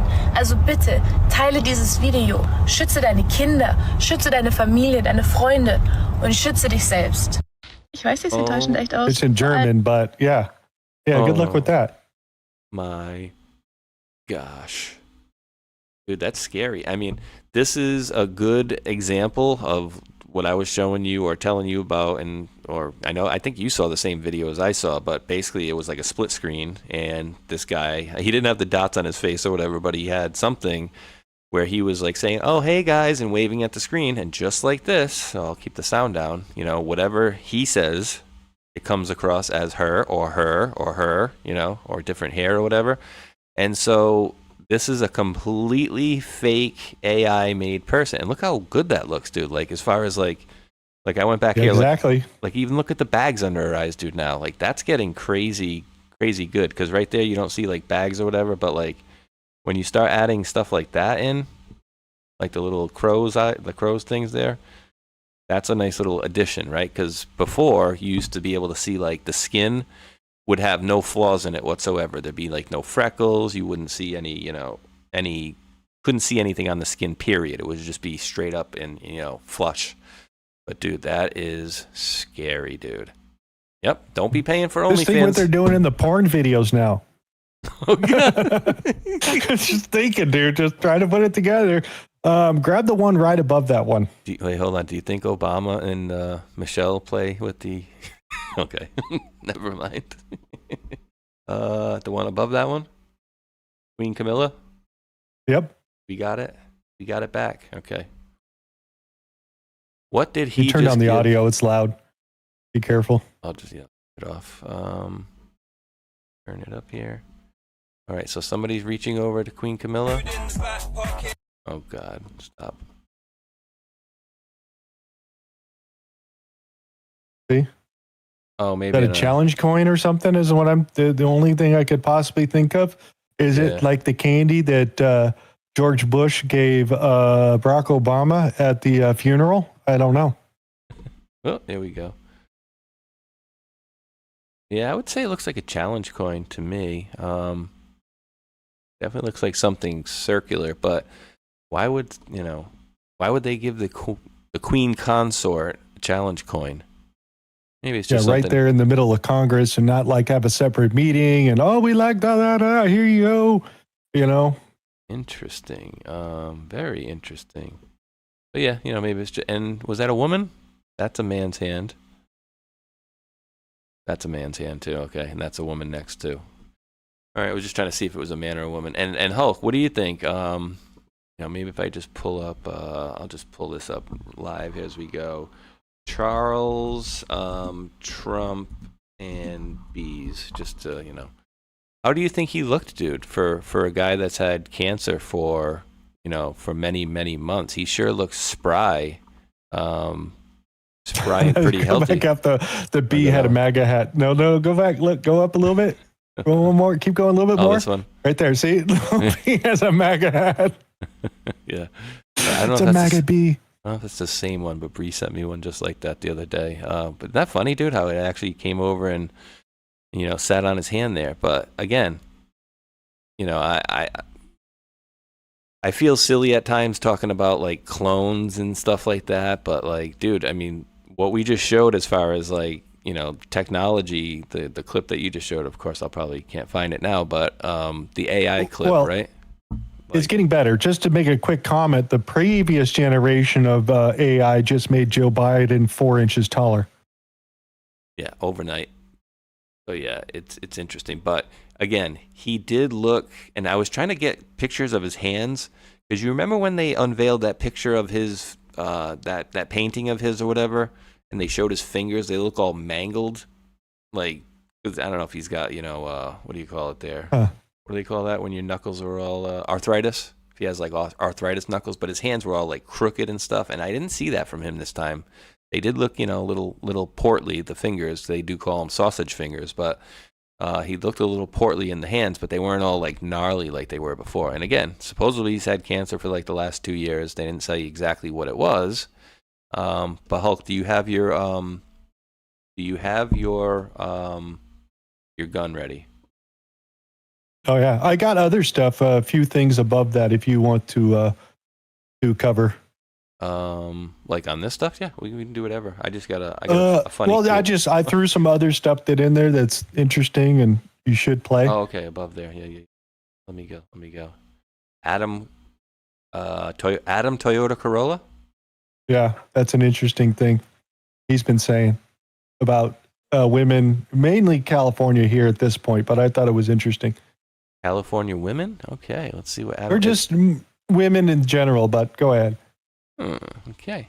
But, we do this thing where we go, we need more women in positions of power. I don't know that that's necessarily true. I think women are capable of being just as corruptible as men. I mean, when you take a look at so many of these women who are mayors or governors of states and cities around the country, and then there's some kind of, SNAP fraud or welfare fraud or something, I think what I've learned, and sorry to broaden the subject, but I have definitely learned in the last several years that women are every bit as capable of malfeasance as men are. And we were under the impression that if we had women bosses and women senators and women governors, that we'd have a more cordial society and we wouldn't have war and we wouldn't have the corruption and we wouldn't have the sexual harassment and we wouldn't have the abuse of power. I don't know that that's true at all, as far as I can tell. I live in a city that's ruled by Karen Bass, and she's every bit as horrible as any male governor mayor we've ever had. The one that went to a vacation in Cuba with Fidel Castro, kind of like how what was it? Justin Trudeau's mom was down there at the same time. Yeah, good times. Just a couple examples. Well, I think she was she spent like a week on like some island with him, didn't she? Like by herself? Yeah. Yep. So it's possible Justin Trudeau could be a little Castro action. It's possible. It's very, very possible. I just thought it was interesting. He's talking about it and threw Karen Bass right over the top of it. But we could say the same thing with Arizona and Katie Hobbs and the Secretary of State and that whole debacle over there. And then what they're doing over in Michigan with the whole Meg Whitmer fake kidnapping. I'm just saying. Just some examples. What in the hell is this, dude? Okay, so this is fucking interesting, dude. Yeah, so the day that Will Smith met Michael Jackson. First, refresh your whole page here. Yeah, you're good. So it's a little bit long, but I thought it was interesting. But this proves how much power Suge Knight has. Anybody get smacked in this video? Nope. Damn it. Damn it. The first and only time I ever met Michael Jackson was at the BET Awards. And I wanted to meet him my whole life. And I saw him like from across the room, but he was just too far. And I was like, God, I just couldn't get to him in the crowd. And I'm like, the day is going by and I'm like, yo, I'm about to go this whole award show and I'm not gonna meet my idol. I was like, I gotta meet Mike. So they call me and they take me back and I'm about to present my award. And I see him and he's across the room. And I was like, a path. And I was like, oh, I'm about to meet Mike. I'm about to meet Mike. And then all of a sudden you see the crowd start to go into a little bit of a frenzy. And my security comes over and they grab me like, we gotta move, we gotta move. And I'm like, no, I gotta meet Mike. They were like, sir, we gotta move now. I was like, what happened? What happened? He said, Suge Knight happened. And they grab me and they take me and they run me across the room and I'm looking, I can't see him. People are scurrying around and down this hall and go around. I have no idea where we are. And he opens this door and shoves me into like this dirty ass utility closet. Just like mops and interrogation light bulbs swinging at the top. And I'm standing there and I got my head up against the door and I'm listening and people are running and I'm hearing screaming and all of that stuff. And I'm like, yo, this is crazy. Suge is a lunatic. He's still in jail, right? Because he, make sure Suge's still in jail if I'm gonna tell this story. I'm standing there and I got my head up against the door and I'm listening and people are running and I'm hearing screaming and all of that stuff. I'm listening and all of a sudden it starts to get quiet. Like, yo, and I hear, hey. Like, oh, and I turn around and Michael Jackson is behind me in the closet. I was like, oh, Mike? He's like, hey, how you doing? Oh, what? Hey, what's up, man? What do you think's going on out there? Suge and them tripping. Suge's always tripping. All that success and he can't figure out how to be happy. Yeah, it's crazy, Mike. So you like comic books? Yeah. I love comics, Mike. I love comics. You know, I don't know nothing about no comic books, but I'm here with Michael Jackson. I ain't gonna tell him that. Yeah, I've got a Fantastic Four, first edition, number 4. Want to trade for that? I got the new edition. Ronnie, Bobby, Ricky, Mike. Yeah, that's the one's the first appearance of Ralph. I don't think I've read that one. So I got Michael Jackson, like captive audience, all to myself. I'm like, all the questions I could have asked, everything I could have said. What's the glove made out of? What's Tito like?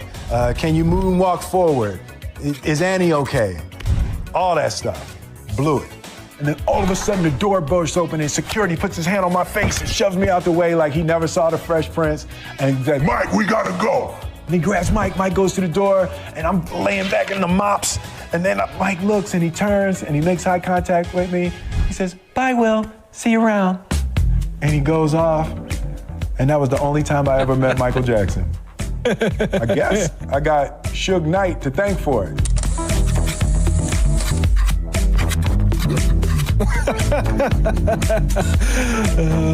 That's hilarious. That's a crazy story. He's like, don't move, Will. Stay right there. Now take your pants down. Now pull your pants down. No, I got him. Don't worry. Grab the one above that. Oh, God. I actually... Okay. This dude is so wild, bro. Like, dude, he was talking with friggin... with now, JD Vance. I don't care what he says. Theo Vaughn. Yeah.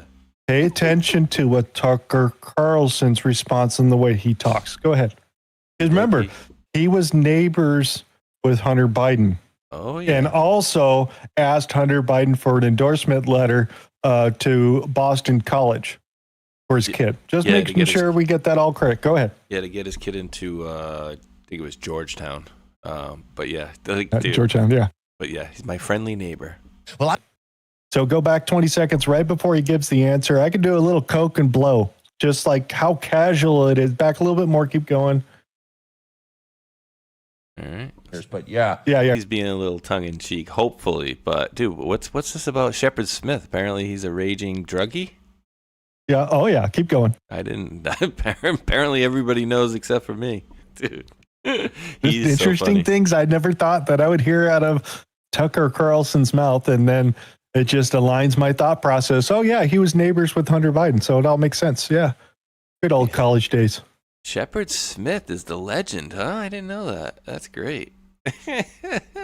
Do us a favor, ladies and gentlemen. We're going streaking in the crowd. We're streaking. We're streaking. Like, wait, where's everybody? We're streaking.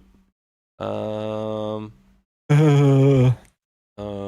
still got more above that. Yeah, no. Good. Let me see. Here, I'm just going right up. Don't drink and drive, y'all. Wait. Let's do a newsy thing first. Quickly go to the two above that, the picture of the map. Okay. I don't understand. Sometimes I click on a link and then it opens on my laptop monitor, like half of them, and then the other half open on this monitor, which it's supposed to. This says, if both parties maxed out on gerrymandering, the House would end up with 262 Republicans to 173 Democrats, according to leftist 538. That's because Republicans control more state governments with multiple districts and Democrat voters congregate in cities. This makes it easy peasy to pack them voters into fewer districts. Time to play hardball. Let's do it. Right? Meow. See. So that's what you're looking at after everything's all been changed and set in there with the congressional stuff. Might change in California. You notice Louisiana's they're currently pausing their current election and are going to redraw the map and then do the election again. So it's interesting. And look at Arizona over there. I'm so bad. Is this Arizona or is this one Arizona? Yeah. This one? That's New Mexico, Arizona. That's New Mexico? That's New Mexico right there. Arizona. And what's that? That's Nevada? Nevada, then Utah, and I forget off the top of my head what the big square one right there. Yeah, that's Oregon, Washington. I think that's North Dakota and South Dakota, or this one. I don't know. I'm pretty good with the state capitals, but geography, not so good. not so well. But look at Rhode Island. We can change Rhode Island, Hulk. Maybe. Oh yeah, it's gonna stay. It's gonna stay blue. No, it'll stay blue. Unfortunately, let me get this back to regular sizing. No, the other way, Mike. Here we go. We'll do that. All right, now you want me to do the one above that, or excuse me, the one two under that one? Do the dude that's standing there, L.A. in a minute. Terminal Island. All right, and see, look, I click on that one, and it opens on this. Newsy monitor. stuff for you guys right here. Stuff that I knew about, but maybe the rest of the United States or you guys don't know. The L.A. area. Here we go. What is up? This is your LA in a minute, and I'm here on Terminal Island. This is a small strip of man-made land between San Pedro and Long Beach, and it was crucial to the development of Los Angeles as an economic powerhouse, but it's also the site of one of the greatest injustices and erasures in LA history. Let's get into it. In the early 20th century, Terminal Island was a mudflat called Rattlesnake Island. Engineers dredged and reshaped it into deep water docks as part of a bold vision to create the busiest port on the Pacific coast. By 1910, with the opening of the Los Angeles harbor, Terminal Island became the hinge that connected California to the world. Fishing fleets, canneries, shipyards, and warehouses turned the area into a working-class dynamo. As Japanese started moving into the area, they opened stores, cafes, and markets and built a thriving community called Furusatu, meaning home village. By the 1930s, Furusatu had more than 3,000 residents, mostly Japanese-American families, who supplied Los Angeles with fresh tuna and built the foundation for a vast seafood industry. 1942, Furusatu was erased overnight. Following the attack on Pearl Harbor, every Japanese-American resident was forcibly removed from Terminal Island and sent to internment camps. Their homes were demolished, their community vanished. A tragic and often overlooked chapter in Los Angeles history. After the war, some residents returned but found only remnants of their former life, while Terminal Island was reinvented. The Navy established shipyards, and by the 1960s, it became the epicenter of containerization, the modern system of shipping cargo in steel boxes that transformed global trade. This innovation turned the Port of Los Angeles and the Port of Long Beach into the largest combined port complex in the Western Hemisphere, responsible for nearly half of all imports coming in through the United States. Wow. Today, Terminal Island still hums with industrial life. It houses massive distribution centers, a federal correctional institution, the U.S. Coast Guard, and it remains a key node in international shipping. Yet its legacy is far deeper than logistics. Today, Terminal Island stands as a reminder that beneath the cranes and the cargo, every piece of progress carries a human story. This is where innovation met injustice, and where the once thriving Japanese-American community of Furusato was erased, and where its history still echoes across the docks. All right, LA, it's been a minute. Interesting, Hulk. So, is that where what do you call it? Is that near the other huge one there? What's that Yes. big one there called? Yeah. Long Beach Harbor? Yeah, there's Long Beach and LA that are there, and they're two huge places that are right there. So this would be kind of in between those two itself, which is still prevalent and still does a lot of terminal stuff and those sort of things. So it's still a big area of industrial stuff, because I think we're number one in the United States for imports into the world. Which is basically LA County. That's why that frickin' Karen Bass wants to hold on at everything, because this is all in her district, guys. Think about that. True. And so Long Beach is within LA, right? Yes, I believe that's still LA County. LA County's has the crap load of people in it. It's the most populated county in California. I think it's more dense populated than, or has more people in it than New York does. New York City or whatever it is. Wow, or Manhattan, whatever they call it over there. All right, drink and drive, y'all? Or are we going to go up more? Oh, no, we did that one. Yeah, you do that one, and then you could do the cat one above it. Well, I got to clip that before I play it. You got to make sure you get your gun ready. See what we got here? Don't drink and drive, y'all.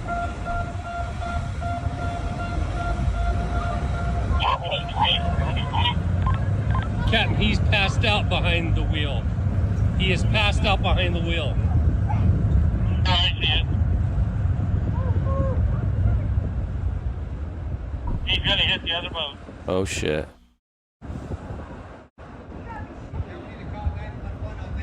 Excuse me, sir. I don't think you're supposed to park there.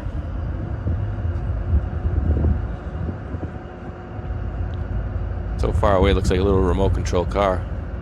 Gonna hit. Paul. Oh, right? no. Yeah, I thought I was gonna hit one of those too. Come on, what are you doing? Here we go. Oh no. Oh, dude. Oh yeah, we're watching that again. No parking. Yeah, the dude's okay, and he just went flying.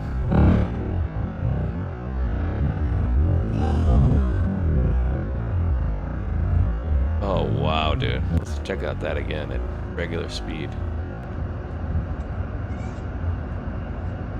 He wearing white, it looks like, maybe?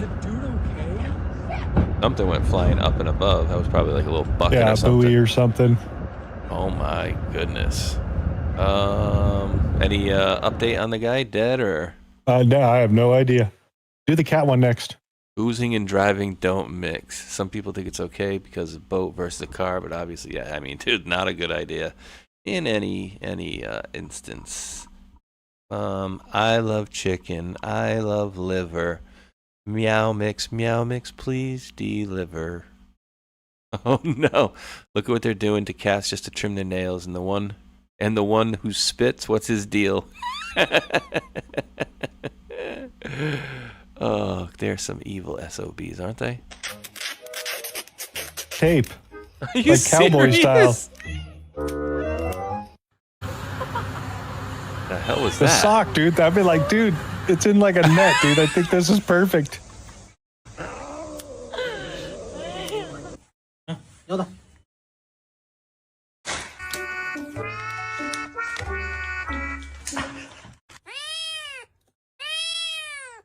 A burrito.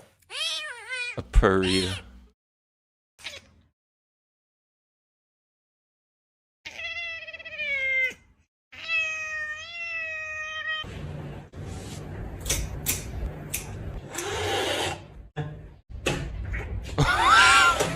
What the hell?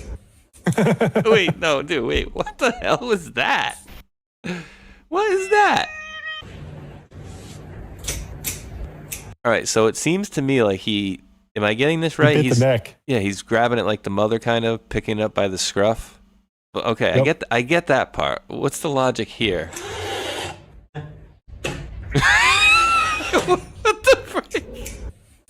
It's just something it doesn't like, obviously. That's a good one. That's cool. Oh. That was a little tight, but dude, what's with the spitting? It's just something it doesn't like. Like, oh yeah. Yeah. Dude, what is the deal? Do the very bottom one with the guy with the wind instrument. It reminded me of you and your UFC stuff, so I figured you'd be into this. Oh, where did my cool? Oh, there it is. Which one? The guitar guy? The guitar hero? Very bottom. The bottom one first. And then you could do the guitar one after that. That guy in the background is questioning his career choices, the label says here.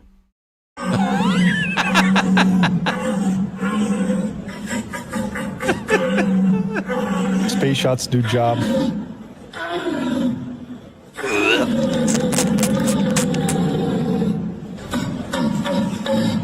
I think I've heard this on some of those porn sites before.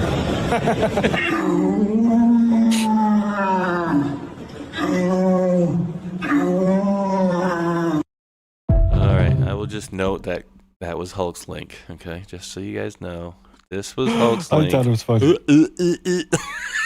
This guy was going to town. He's like, I like the big thick ones.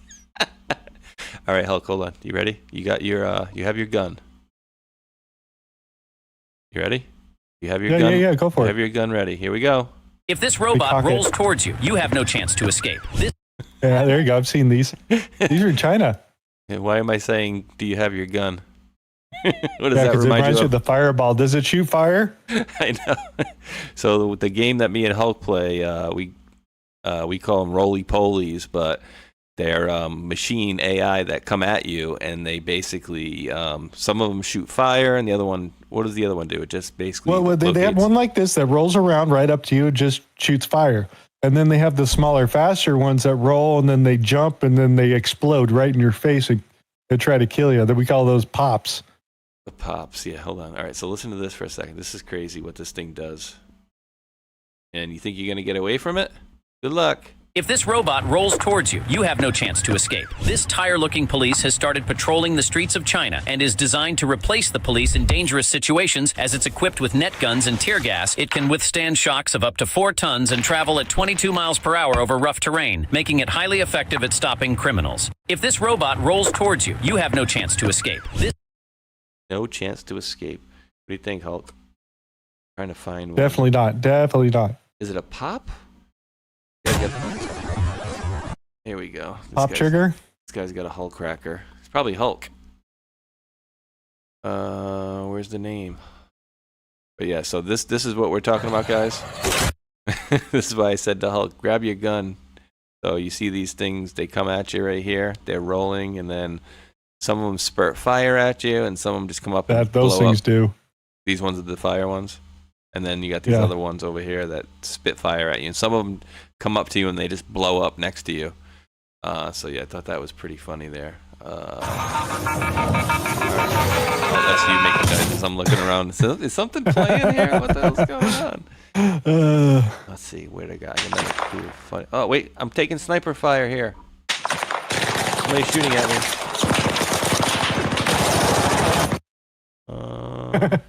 Did I play this last week? I've seen this before, dude. Back it up, back it in. Let me begin. I came to win, battle me. That's a sin. That's an old sin one. Yeah.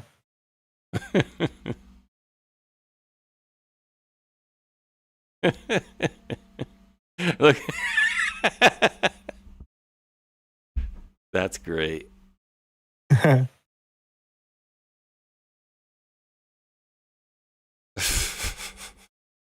That would be funny. Tips for decorating. That's bad. I haven't seen the Christmas tree like that yet. I didn't see that one. That's in new. Oh, I like that. Rock'em Sock'em. There's some new ones in there, dude. They're getting good. Oh, that's funny. People are getting clever. Very clever. That one's good, dude. I think that's the beginning. But look at that last one, the Randy Savage. That was cool. Right here, this one. That's badass. That is super badass. Give me a quick 30 seconds. I can give you even a minute. You can take it. You take your time, my friend. Let's see, I got some cool tech gadgets. Let me read some comments though and say, see if anybody's in the chat saying hello to us. Thank you very much, D Starboy. Hey, D Starboy.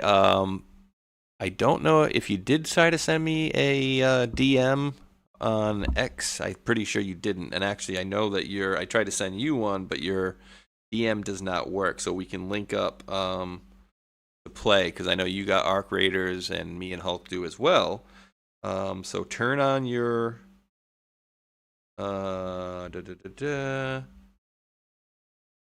either turn on your DMs on X or send me an email, spaceshot76@protonmail, just so we can link up to actually play at a specific time, because I know he said he got, I believe it was Arc Raiders. And we also have Wreckfest 2 and GTA 5 that we do play from time to time.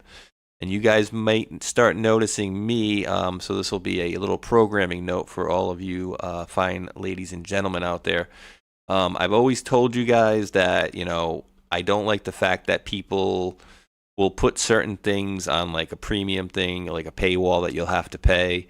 And therefore, that's why whenever you see me do my premium hours, most of the time it's video games, right? And so, except for your OnlyFans account. Well, that's only feet. But yeah, so Rumble Studio does help the creator out greatly, and part of that is I have to do 5 hours of premium a month, but I also don't want to put in content that some of you guys can't watch because you don't buy premium. So that's why I do the video games to get my 5 hours. So Hulk, I was just kind of telling them, but I'm going to start doing at least an hour or two. I'm going to see if I can do 10 hours a month of premium, do a couple, weekend hours at night, a couple hours Saturday or whatever, and see if if the bonus gets better if you do more, like way more premium hours or not. But in any event, I'm not going to be waiting to the last couple of days of the month to do those. So I'm going to definitely get on them ahead of time this month. Yeah. Let me know. We could do them together there. Cyberspeed has come out with a perfect name for you. Nice. Only Space. Ooh. We can come up with a website, Only Space. And so thank you to D Starboy, who did gift 5 subscriptions to the channel. And Hulk, that's the guy that I am actually friends with him now on Arc Raiders, so he can definitely link up with us sometime over there. Well, I'm not doing trios, dude. No way. Not doing trio lobbies. F that. Well, I'll go off and play something else just as a deal. Well, okay, so there's a player versus player versus enemy group. And if you get into the trio side, you're pretty much going to be guaranteed that's going to be a bunch of sweaty people out there that want to kill everybody. So then you got to be very careful when you're doing trios, because everybody on the team can die pretty quickly. So I tend to stay away from those lobbies. Those are not fun. I'd like to stay in the duos or the singles, mostly duos, because I only play with Spaceshot. So those are a lot more friendlier. We could trade stuff inside the game, and it's actually pretty chill. Yeah, and we can help out, D Starboy with some blueprints and stuff like that. But, quote, if you're only PvPing in solos, you're just limiting the experience of this game. Solos is supposed to be a chill experience. Ninja on how Arc Raider solo should be casual versus duos and trios. So kind of like what Hulk's saying is, like, if me and him go into a room, or me and D Starboy go into a room, you're generally going to have a more laid-back experience. But if me, D Starboy, and Hulk go into a room, into a three-person room or a 3-team room, that's when the teams, all of a sudden, people decide to get to where they want to start attacking people. Very aggressive. And Hulk is he's like a hippie in the game. He's very non-violent. He goes out to the trees and he puts his arms around them and he kisses them and he says, "We will not have violence on my dime." Knot hole. Don't touch my knot hole. Leave it alone. We will not have violence on my dime. So So, there are things you can go into the games, and as we were showing, there's other things there's other things to do. Where is he? Where is it? I don't know how many links back, but so there's things to do. You basically kill things, and then you basically get things to build it and whatnot. But people are nice to each other. But when you're in the trios rooms, it seems people attack each other. And I told Hulk, like, I want to go out and just kill people and get vengeance, because I've been sneak attacked so many times that I feel like it's time for some vengeance, Hulk. Like at a certain point, we need to blow some people away. Is what I'm saying. Or we could troll them. How about and then we can always res them back up with defibs. We could set some traps and camp a spot. Now that I could get into, kill them, make them think we're about to put them out, and then revive them. That would be fun. Exactly. But also, will that mess with the flow of the game? Like, will that say that we're shooting people, so therefore put us into more rooms where we're shooting people? Well, technically, you're not shooting them if you're using traps and explosions. I like it. All right, what else do we got on the way out of here? Any funds? That's all I got. I do got a pretty interesting guitar one right there. Where are they now, dude? I watched that one for a couple of minutes, and I was like, holy shit, dude. Some of what they are doing now.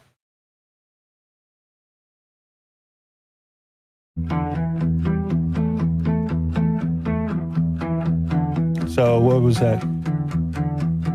So go back to the beginning really quick. So we could read some of these to the people itself. You could play it along.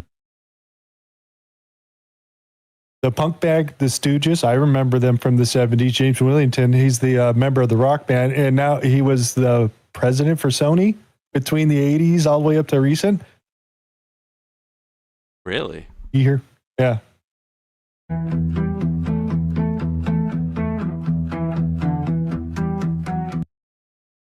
Sony Vice President of Technical Standards, 1980s to 2010s.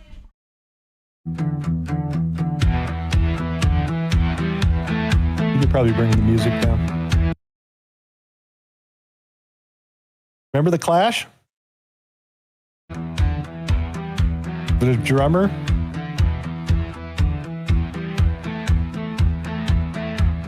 He's a chiropractic. Really? 1994 to present, that's 628, 34 years as a chiropractor. Wow. Wait, 32.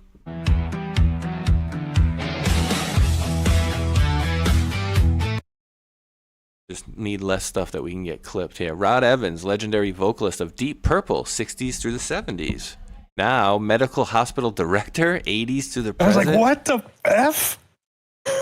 That's 46 years, dude.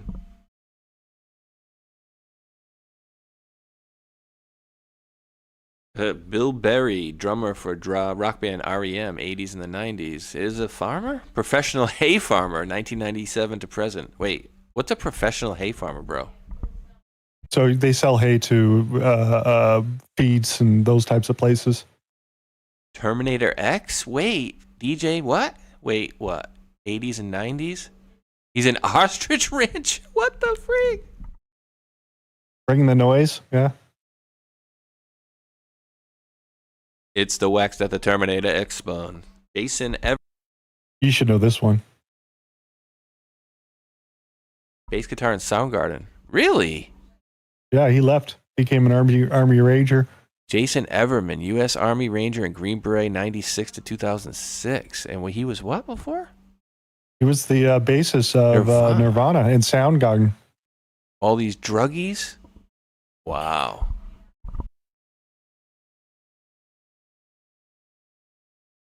And they want everybody to think that, Kurt Cobain was this idiot and he was fine to let people think so.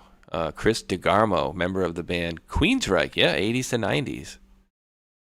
Oh, corporate jet pilot, 2000s to the present. What the frig? Exactly, dude. I strip it out.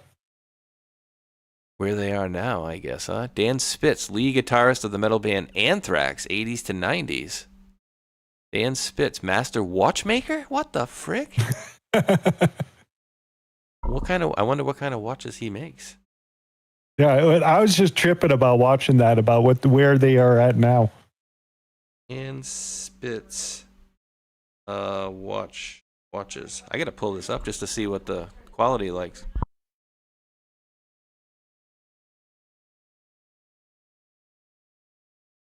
Well, what'd you think, chat? Pretty interesting things.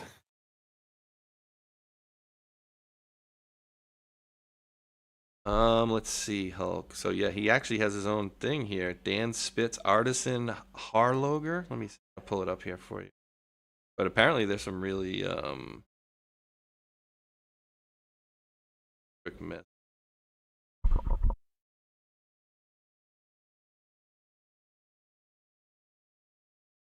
All the weird shit I find. I got a whole bunch to show you maybe tomorrow or Monday. We'll do some coffee and chaos depending on how it goes tomorrow. So make sure you go over and follow the Hulkanator channel because I still got a whole show planned. A whole show. So here we go. What time are you going to be doing that? It had to be 10 o'clock my time, so 1 p.m. Eastern. If going to be tomorrow, but most likely Monday. Oh, that's right. I keep forgetting tomorrow's freaking Sunday, dude. Like half the time I don't even know what day it is. Longevity and ease of future. That's crazy, huh, dude? That this friggin' guy was it Queensryche, this guy? It was the guitars for Queensryche, Silent Lucidity, and the whole album Empire. Wow. They were on tour just a little bit ago. They did a small little tour around between him and the major lead singer. That is bananas, dude. What's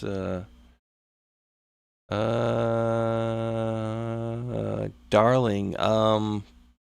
I don't know.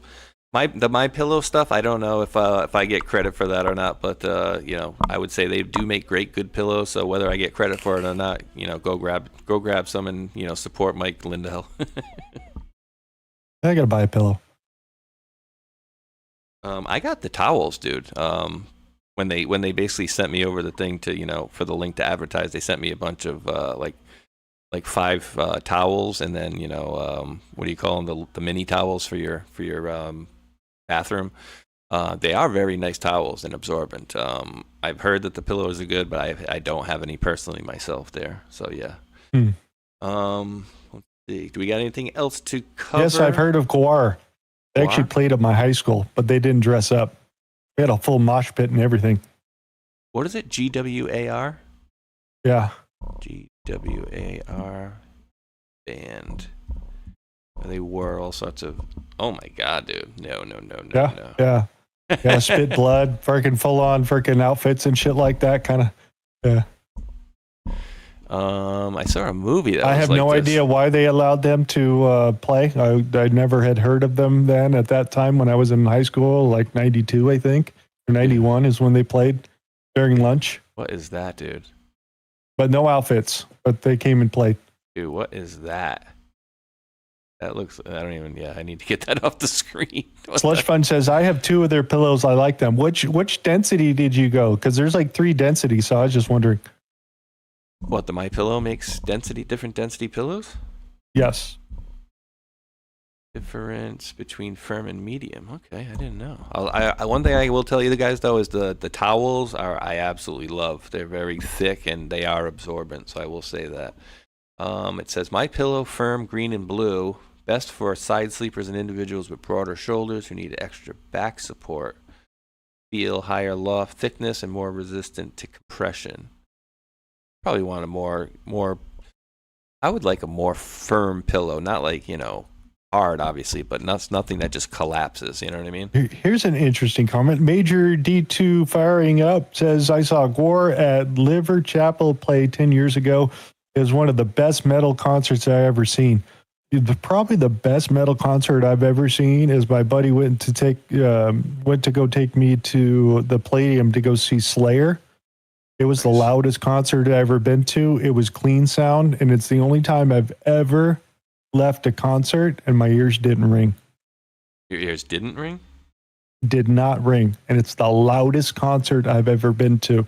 Very well done. And I've seen a bunch of Metallica and Pantera and all those guys, Rage Against the Machine and shit like that, but seeing, this was probably, 2014, 15 when I went to go see Slayer. Raining Blood, the whole thing was freaking awesome, dude. At the Palladium. which is like a dance hall from like the 50s and shit like that. So it's a very open kind of stage area. And they got tiers that go up. So it's standing room only. And it was a cool dance hall back in the 50s, dude. It was pretty cool. Interesting. Let me see. I'm trying to get something here. Trying to get something good for you in a second here. I'm trying to. Courtney offed him. Maybe. Kurt Cobain. Well, was it that deal, or was it the Lou Taylor situation? Yeah, that's true. Yeah, because that he did come out and say that thing. Yeah, I was hired. Maybe you'll see what I'm doing later on.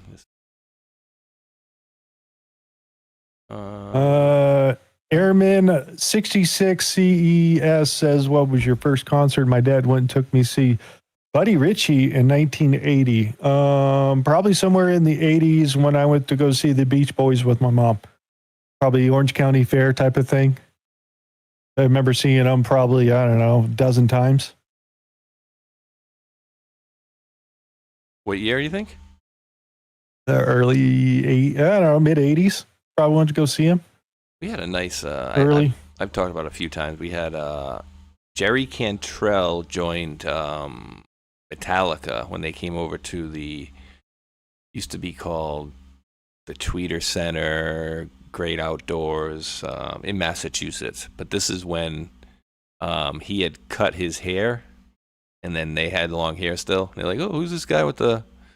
Or was it the other way around? Who's this guy with the long hair? I forget which one of them cut their hair first, but they were making note of the fact that one side or the other didn't have long hair anymore. But that was a great concert. Again, like Mr. Jerry Cantrell. So Mr. Hulkanator, do you have, because I have to end up unfortunately doing lots of cleaning, and I think we'll be good to go because as I've been telling everybody, I got to do the big move on. I've been telling everybody this for months, Hulk, and I kept saying, oh, I have to do the move on Sunday, May 9th. Sunday, May 9th. Sunday, May 9th. Well, to my surprise, Hulk, Sunday is May 10th. Oh, so you got to be out by Saturday. Well, over and hooked up. When do you get keys for the new place? So literally we're moving over there for like 2 or 3 weeks. Then we're moving back because they're taking out all the tile, hardwoods, and whatever, and putting in taking out the tile and the carpet and putting in hardwoods and repainting, new everything, appliances, blah, blah, blah, blah, blah. So what she told me is that 10:30 in the morning next Saturday, I will be going over there. So I should be all set for the show. It shouldn't be a problem. I don't have a show Friday night anyways, and I'm going to be very busy next Friday as well. So, but I think I'll be good for the show because everything is going to be done by then, and then they actually having professional movers, professional my ass, but let's just say a moving company that will move all the boxes that we pack into a pod for the couple of weeks there, and then anything we need, they'll bring over there. So my work should be done by Friday night, and then Saturday should just be, okay, bring the computer over, the monitor, plug them in, and you're good to go. Wow, good luck, dude. Yeah. Hopefully you don't have any problems and shit missing and all that sort of shit. Nah, we should be good. There's nothing, I'm taking anything of value with me anyways over there, but we'll see. We'll see. It's going to be a lot better after that, much cleaner, and, we're doing 10 years of spring cleaning anyways in the next week, so it's going to be a blast. Hope you guys enjoyed the show this evening or this afternoon, and please click us a thumbs up. And G Fonts dropped $1. Holler over on Rumble says, I ordered 4 pillows from Mike Lindell, and I got at least an extra order, if not 2 extra. I called and they told me to keep them. I gave away at least 2 pair. That's awesome. Yeah, you know what they say with me, dude? If it's free, it's for me, bro. All the time. That's my favorite price for anything. So you got any folks that you got to thank over there on Pilled and whatnot? I might do. Yeah, we go check in with them. Oh, yeah. There's Mr. Spaceshot dropping something else already. He's always over there dropping shit. I appreciate you, brother. Says, donated 117 gold pills. There was a fisherman named Fisher who fished for some fish in the fisher. Till the fish, where'd you get this? Fish with a grin pulled the fisher in. Now they fishing the fisher for Fisher. Where the hell did you get that shit from? Tonguetwisters.net or something. I was trying to find the worst, thing to read, like the hardest thing to read, and there was a couple good ones in there. We'll get to the easier ones. Punk Q Rocker dropped 217 gold pills. We got Z-Man has dropped a cookie. Top of the morning, fellas. Much love. Sanjo with a cookie, another cookie. GB working it with the gold pills, 117 of them. Oop, that was the wrong one. We wanted the hooray. It's the other pink one. This one. Sanjo gifted the cookie with another cookie. Lynn17 dropped a cookie. One Thunder gifted the can. Norwegian Wood, always an interesting name. The owner of Minneapolis Brewing in Wisconsin is a flaming liberal with TDS, threatened Trump. What an idiot. Hopefully he goes to jail or something like that if he's doing something serious like that. Bose Blanc 89 dropped the cookie. Kane Chris dropped the cookie, the THC cookies for the hurt bone cheers. Yeah, there you go. Sean Joe dropped a cookie, also another cookie. Secret Weapon dropped a cookie. Sean Joe with a cookie, and then good old Spaceshot 76.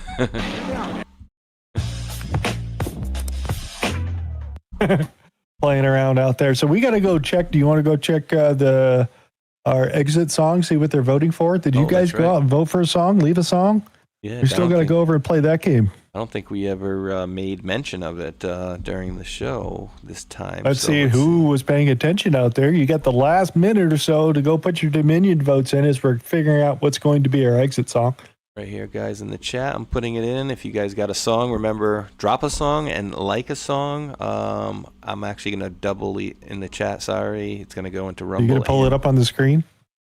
Well, yeah, it was basically, it was going to, my chat was going to Rumble and to YouTube there. So should have went to both, but right now, let's do our little quick freshy. And count the votes. I think I'm too big on the screen here. All right, that's all right. What do we got? We got 4. Rule 22B clearly states that if you snub my song choice of the previous week, you must vote for my song the very next week. Welcome to Calvin. Wait, what happened last week? We got snubbed last week? I think we had, there was a tie, and I picked one of the songs that I liked better than the other one. And I think Jamie's song must have been the other one. All right, so here we go. I'm just going to like them all. I need a copy of the handbook. Can you please? I don't know. And I think this is legit. So Bill Carter videos. I don't even know what this is. Robin Trower Bridge of Sighs. I don't even know that. Well, let's give it a. We should do Hulk. Should do that and like give some people some samples here. Oh, we already know this one.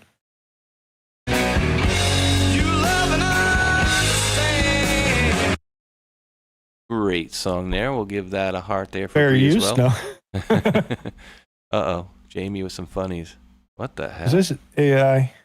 Oh, that's gotta be AI. And so here's a quick way to tell, because if it has some weird background noise to it, see how it's got that? It always has some sort of AI for whatever reason. Always has some sort of background weird noise to it, even beyond the steps. Hear like that echoey sound?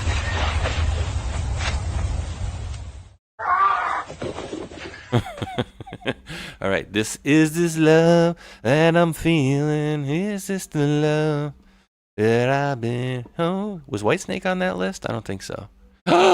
Camel towing. How rude. I'll even love that one. It says, always love the show, even when Spaceshot sets it up. Thanks, folks. ZZ Top, Vivo. I gotcha get paid? I don't know what that one is. What is that one? Not familiar, but all right, I'll give it a thumbs. Led Zeppelin, Moby Dick, we know that one, we like that. Trey, Let's Go, we'll just give that a thumbs. Slayer, South of Heaven, not my favorite, but I'll give it a thumbs up there. We got this guy, Hulkanator here, great show. All right, we'll just keep, no. All right, let's give it a refreshy, and then we'll take the winner as they come. And then we'll bring it behind the cabinet there, Hulk, and then we'll give it the Dominion 1-2 over. Dominion. Oh, wow. Like Jamie might get the winner here. We got 7, and then we got 4 for Bree. Bree, keep trying. Simple kind of man. maybe next week, you keep pushing the song in, and by that time, some people will just get sick of seeing it, and they're like, we'll vote it. So just keep pushing it. So we get 7, 4, 3, 3, 4, 5. Provable spam. It's like, great show, guys. Oh, I didn't see this one. Mystery Rob, Georgia Satellites, keep your hands to yourself. Rock Vault, Leonard Skinner, Tuesday's Gone, live. Deckard, nice. And then Rush, A Farewell to Kings. What was that one? Remember that one, Hulk? It's from. Right? Farewell to Kings. Farewell to Kings. Because they didn't really get popular until that main album came out.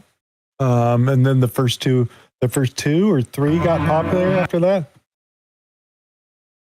All right, let's pull this bad boy up here. Bridge of Sighs. I think I got the correct one, right? That was the right one. I'm pretty sure we had it. Oh God, I just messed it up. Rush, where's Tron? What is it? Wait, he got tagged in your chat. Looks like it will be Robin Tower. Yeah. But your own this one. Time, check out ZZ Top. I posted that one at the top. Remember, yeah, I like ZZ Top, dude. He's good. Yeah, there's only one of them right now. Do it this way here, I guess. Robin Tower. Let's make sure we got all of our thank yous out of the way and everything there, Mr. Hulkanator. Ding, ding, ding. And again, I got a release. Did I tell you about this, dude? Well, actually, I think I did tell you this. I had a rental like a month ago because I was looking to get a new car, and I got a moving violation apparently through Enterprise, and they said it's the town that I grew up in or the city I grew up in, Warwick, gave me, it says either a toll or a moving violation, and the fine was, get this, $25. And I'm thinking, what the hell is a 20? Put it this way, there's no tolls, okay, so it's not a toll, and it said violation type, it said moving, so it had to be a speed trap or something like that. But $25, dude?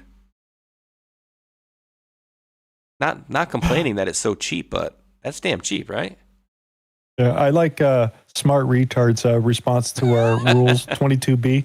He put in there, they're more like guidelines.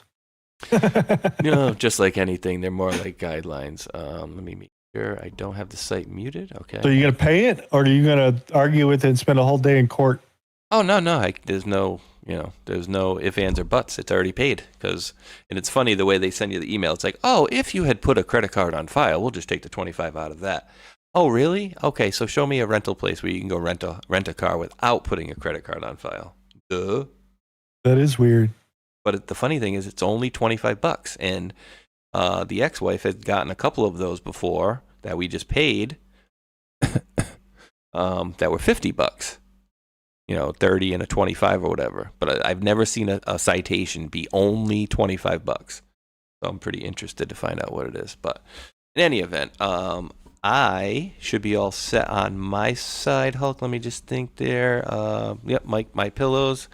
I do not have on Pilled or D-Live, so I am good on my end of the spectrum today, sir. Those are not pillows.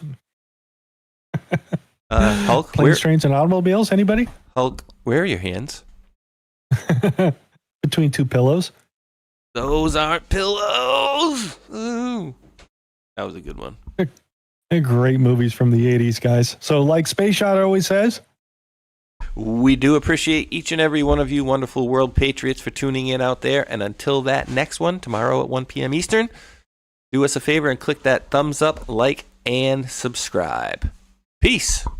Much love. Be good humans.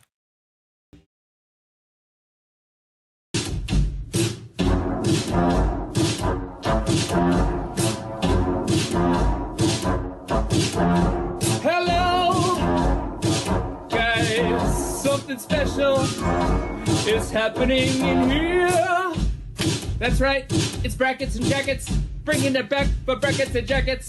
Special Epstein Island edition. That's right, folks. Epstein, Jeffrey Epstein, the man with the island, which is suspiciously close to Haiti. That's right.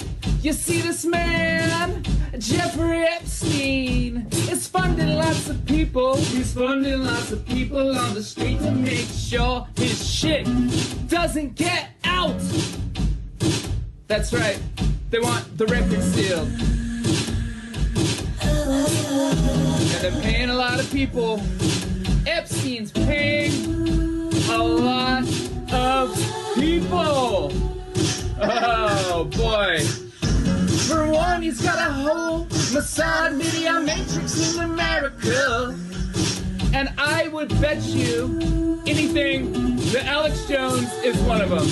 Prove me wrong. That's right, Cappy's in the portal. Cappy's in the portal. Cappy's in the building with songs about Epstein. It's Breakfast Jacket's Epstein edition.